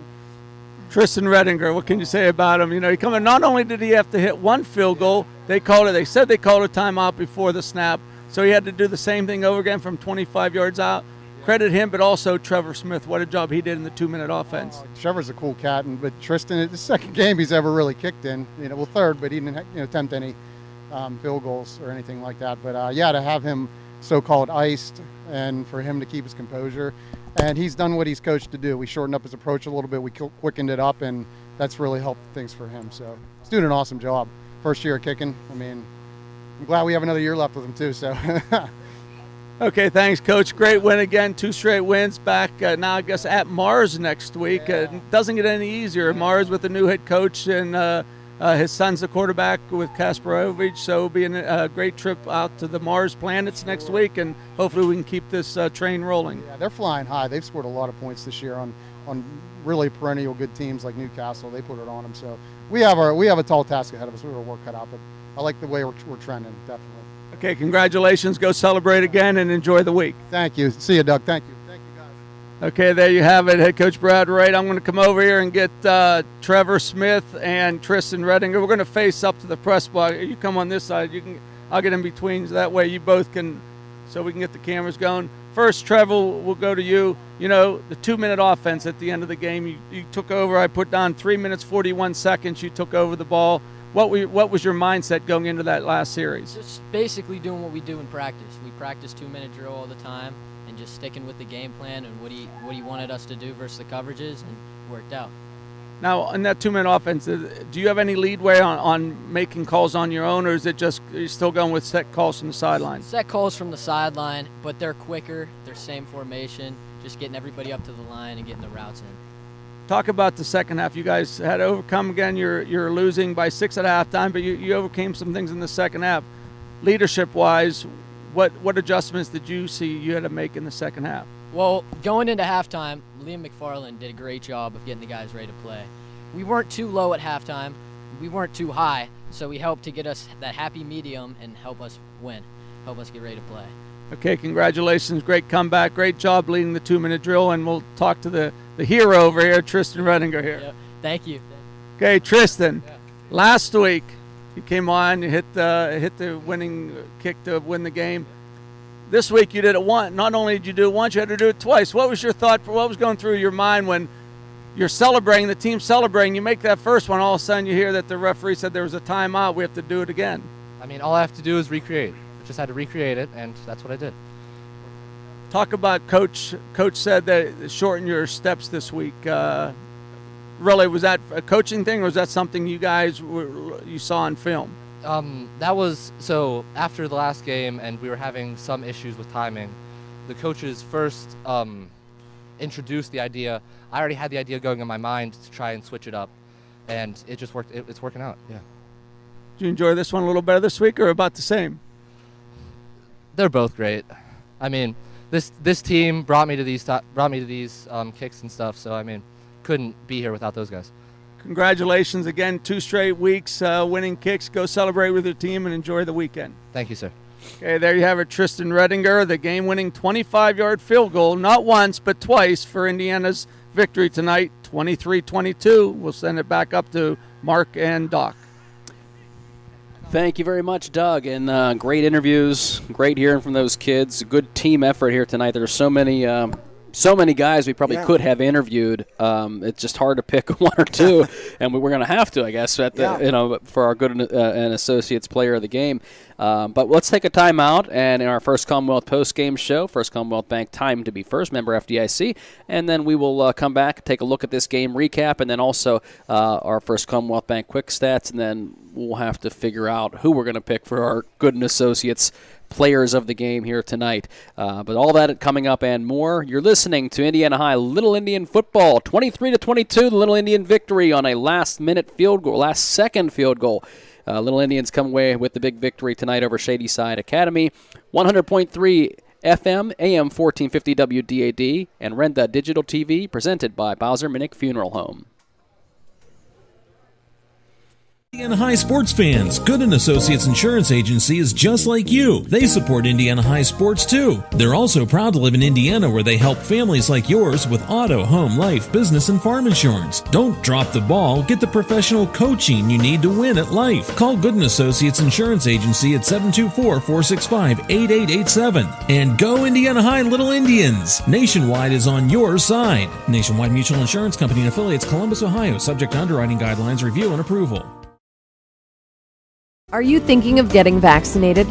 Talk to your doctor or pharmacist about the COVID-19 vaccine. The Health Initiative for Rural Pennsylvania would like to remind you that COVID-19 vaccines are available for children as young as 6 months. Talk to your doctor, your child's pediatrician, or your pharmacist if you have questions. You can also learn more by visiting vaccines.gov. That's vaccines.gov. Message made possible by the Health Initiative for Rural Pennsylvania.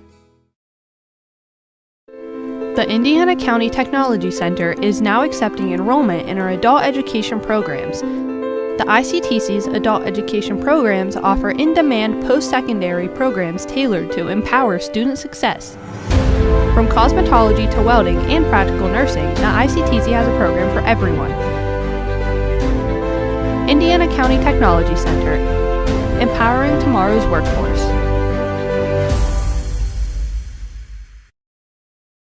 The one with the stained glass ship in the front door. You liked the one with the 2-car garage. But then we found it, the one. It had a porch swing, a yard for our dog, a room for your office. Sure, it was 95 years old, but when we met with Amy at S&T Bank, she mentioned they had been around for over 115 years, and that made me feel better. Because even if we won't be here in 115 years, maybe our grandkids will be. This is State Representative Jim Struzzi, and like most of you, I find myself ready to watch some Friday night football, and this season is no different. I want to wish all our area athletes, band members, cheerleaders, and all who participate the best of luck for a safe, successful, and fun-filled season. These games wouldn't happen without the support of the community, and as a parent, I know the importance of after-school athletics and programs keeping our youth's mind and body ready to tackle life's hardest lessons. From me and my staff, good luck, and I'll be rooting for each and every one of you. This is attorney Patrick Doherty.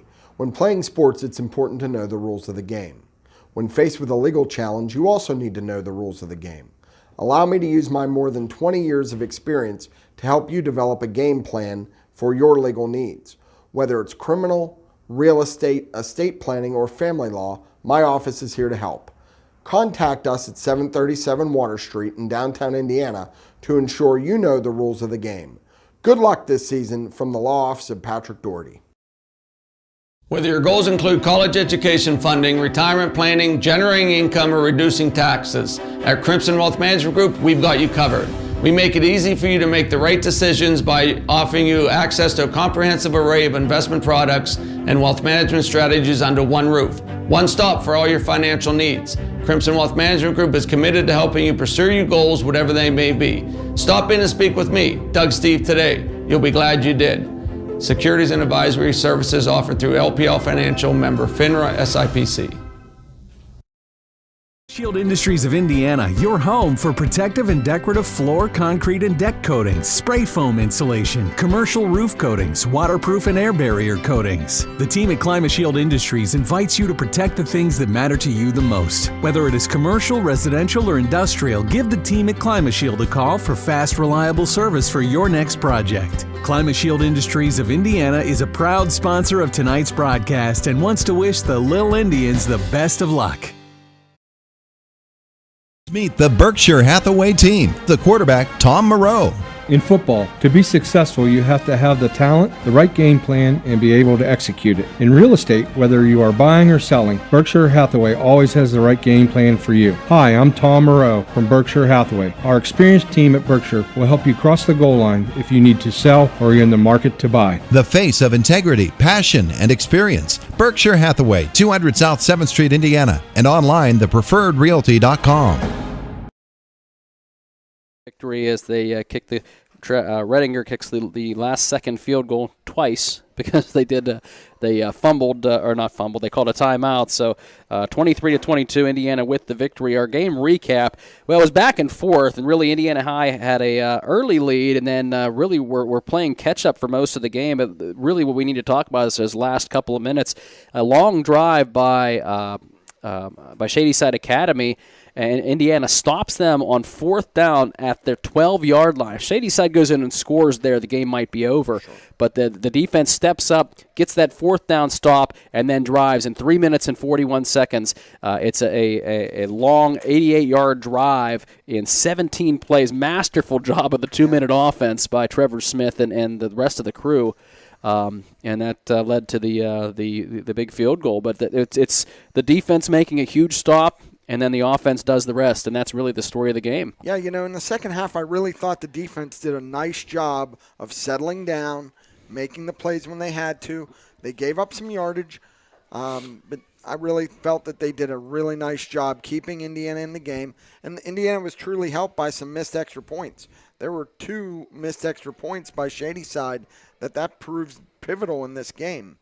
So that's the difference. Yeah, missed one in the first half, then one in the second half, and either way, that allowed them to. They did have to kick a field goal. Shady Side did, but those 2 missed extra points were the difference, really, in this game. They really were, and what poise Trevor Smith has running that 2-minute offense. Coach Wright talked about it in his pregame interview about how they have a lot of confidence doing that 2-minute drill. They practice it regularly, and he's got a lot of confidence in Trevor and the receivers and their whole offense to do what needs to be done, and that was very evident tonight. Well, I thought it was a great job overall. There were times, I think, in the second quarter where Indiana looked a little confused and offensively just could not find a rhythm, and defensively a couple of those plays, whether it was the Wildcat type of unbalanced run or whether it's the quarterback who was really taken over at that point in time. You were kind of wondering what kind of adjustments they would have made, but I thought the offensive line was fantastic in the second half, especially down the stretch, and the defense really stepped up when they needed to and made the necessary adjustments. Yeah, the drive before when Indiana scored to pull within 2, the offensive line for Indiana just wore out Shady Side Academy. Their linemen were on a knee. They were huffing and puffing. And those guys up front, they just kept grinding, and the running backs kept grinding.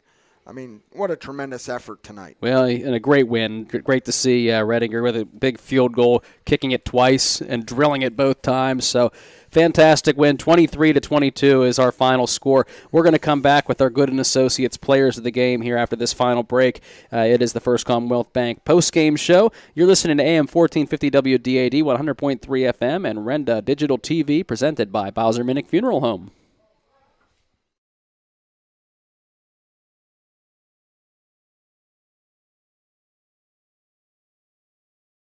Let's meet the Berkshire Hathaway team. The quarterback, Tom Moreau.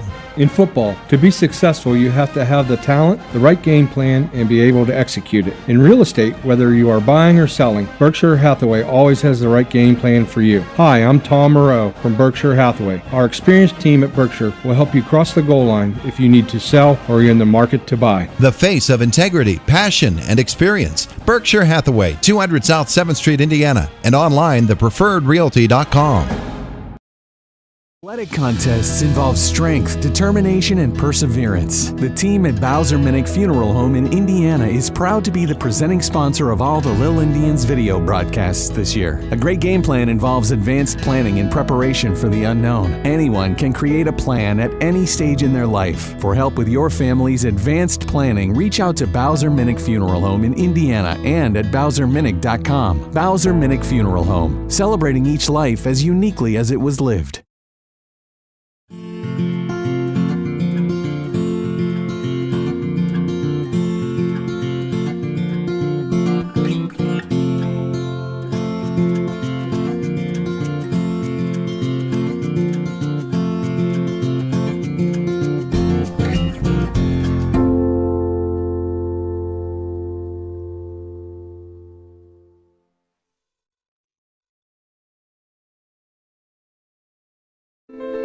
The Indiana County Technology Center is now accepting enrollment in our adult education programs. The ICTC's adult education programs offer in-demand post-secondary programs tailored to empower student success.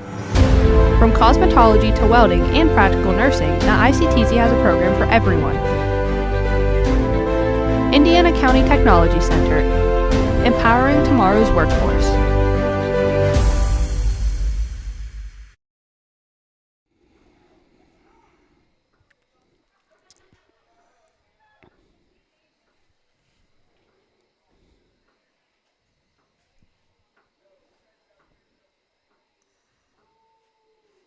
This has got to be the last one.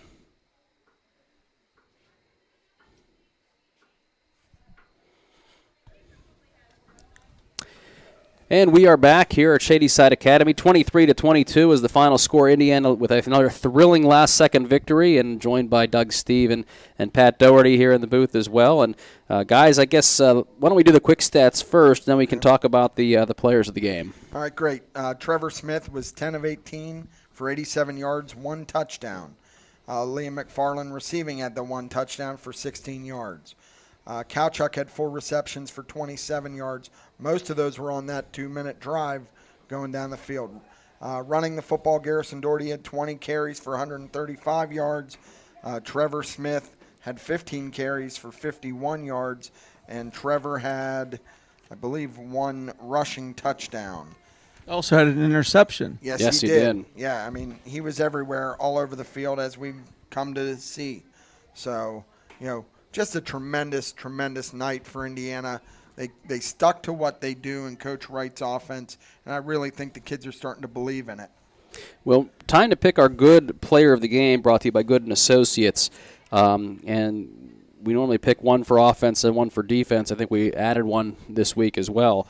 But what did you guys think? We could have picked a number of players here, but who'd you like on offense, Doug? No, I think I hate to admit it, but Garrison Doherty. I mean, despite you, Pat. No, Garrison played an unbelievable game tonight.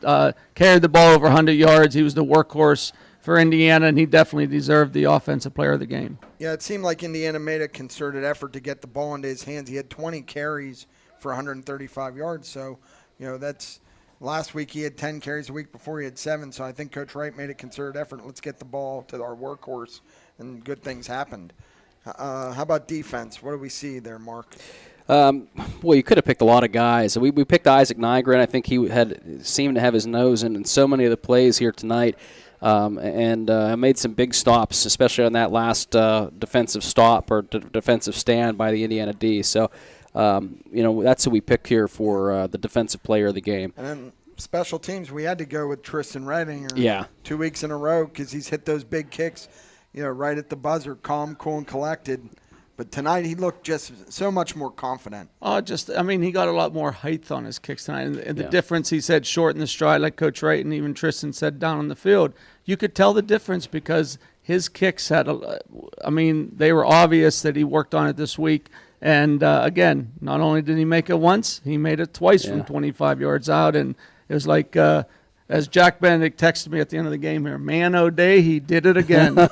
Jack better get some sleep. I'll see him in the morning as we go to do the IUP game. So, well, that's going to wrap it up for here. I mean, these are 2 huge wins for the Little Indians, and hopefully we wanted them to try to build off the momentum from last week, and we'll see. And Mars is not going to be an easy task next week, and hopefully they'll be able to build off this momentum and take some of those things into next week. But I'll be here again, so I'll be joining you guys. And Indiana in non-section play right now, they're 2-1 going into section play next week against Mars. I don't think you could ask for a whole lot more than that. The way the first week went, and then the last 2 weeks they've been able to just be resilient. And you can see the progress, the progression each and every player has made since that week 1. Week 0 game, and now you're through week 2 and you have 3 games under your belt. And hey, Mars is going to be tough. That last year they didn't win a game, only won 1 game. That was a fluke year for Mars. They're going to be ready to go next week, but I totally believe Indiana will be there too.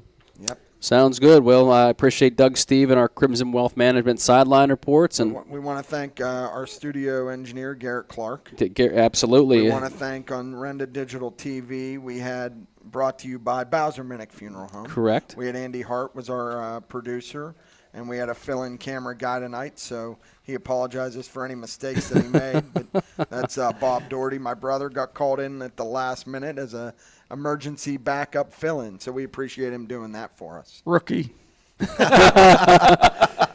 Well, for the cast of thousands, Doug, Steve, Pat Doherty, I'm Mark Hilliard as well, and we're happy to bring you another Little Indian victory, 23-22 tonight from Shady Side Academy. We'll hope to see you next week as they take on Mars. Our time for our pregame show will be at 6:30 p.m. next Friday. So 23-22 was the final score here tonight from Shady Side Academy. For everybody here and everybody back at the studio, thanks everybody, and have a good evening.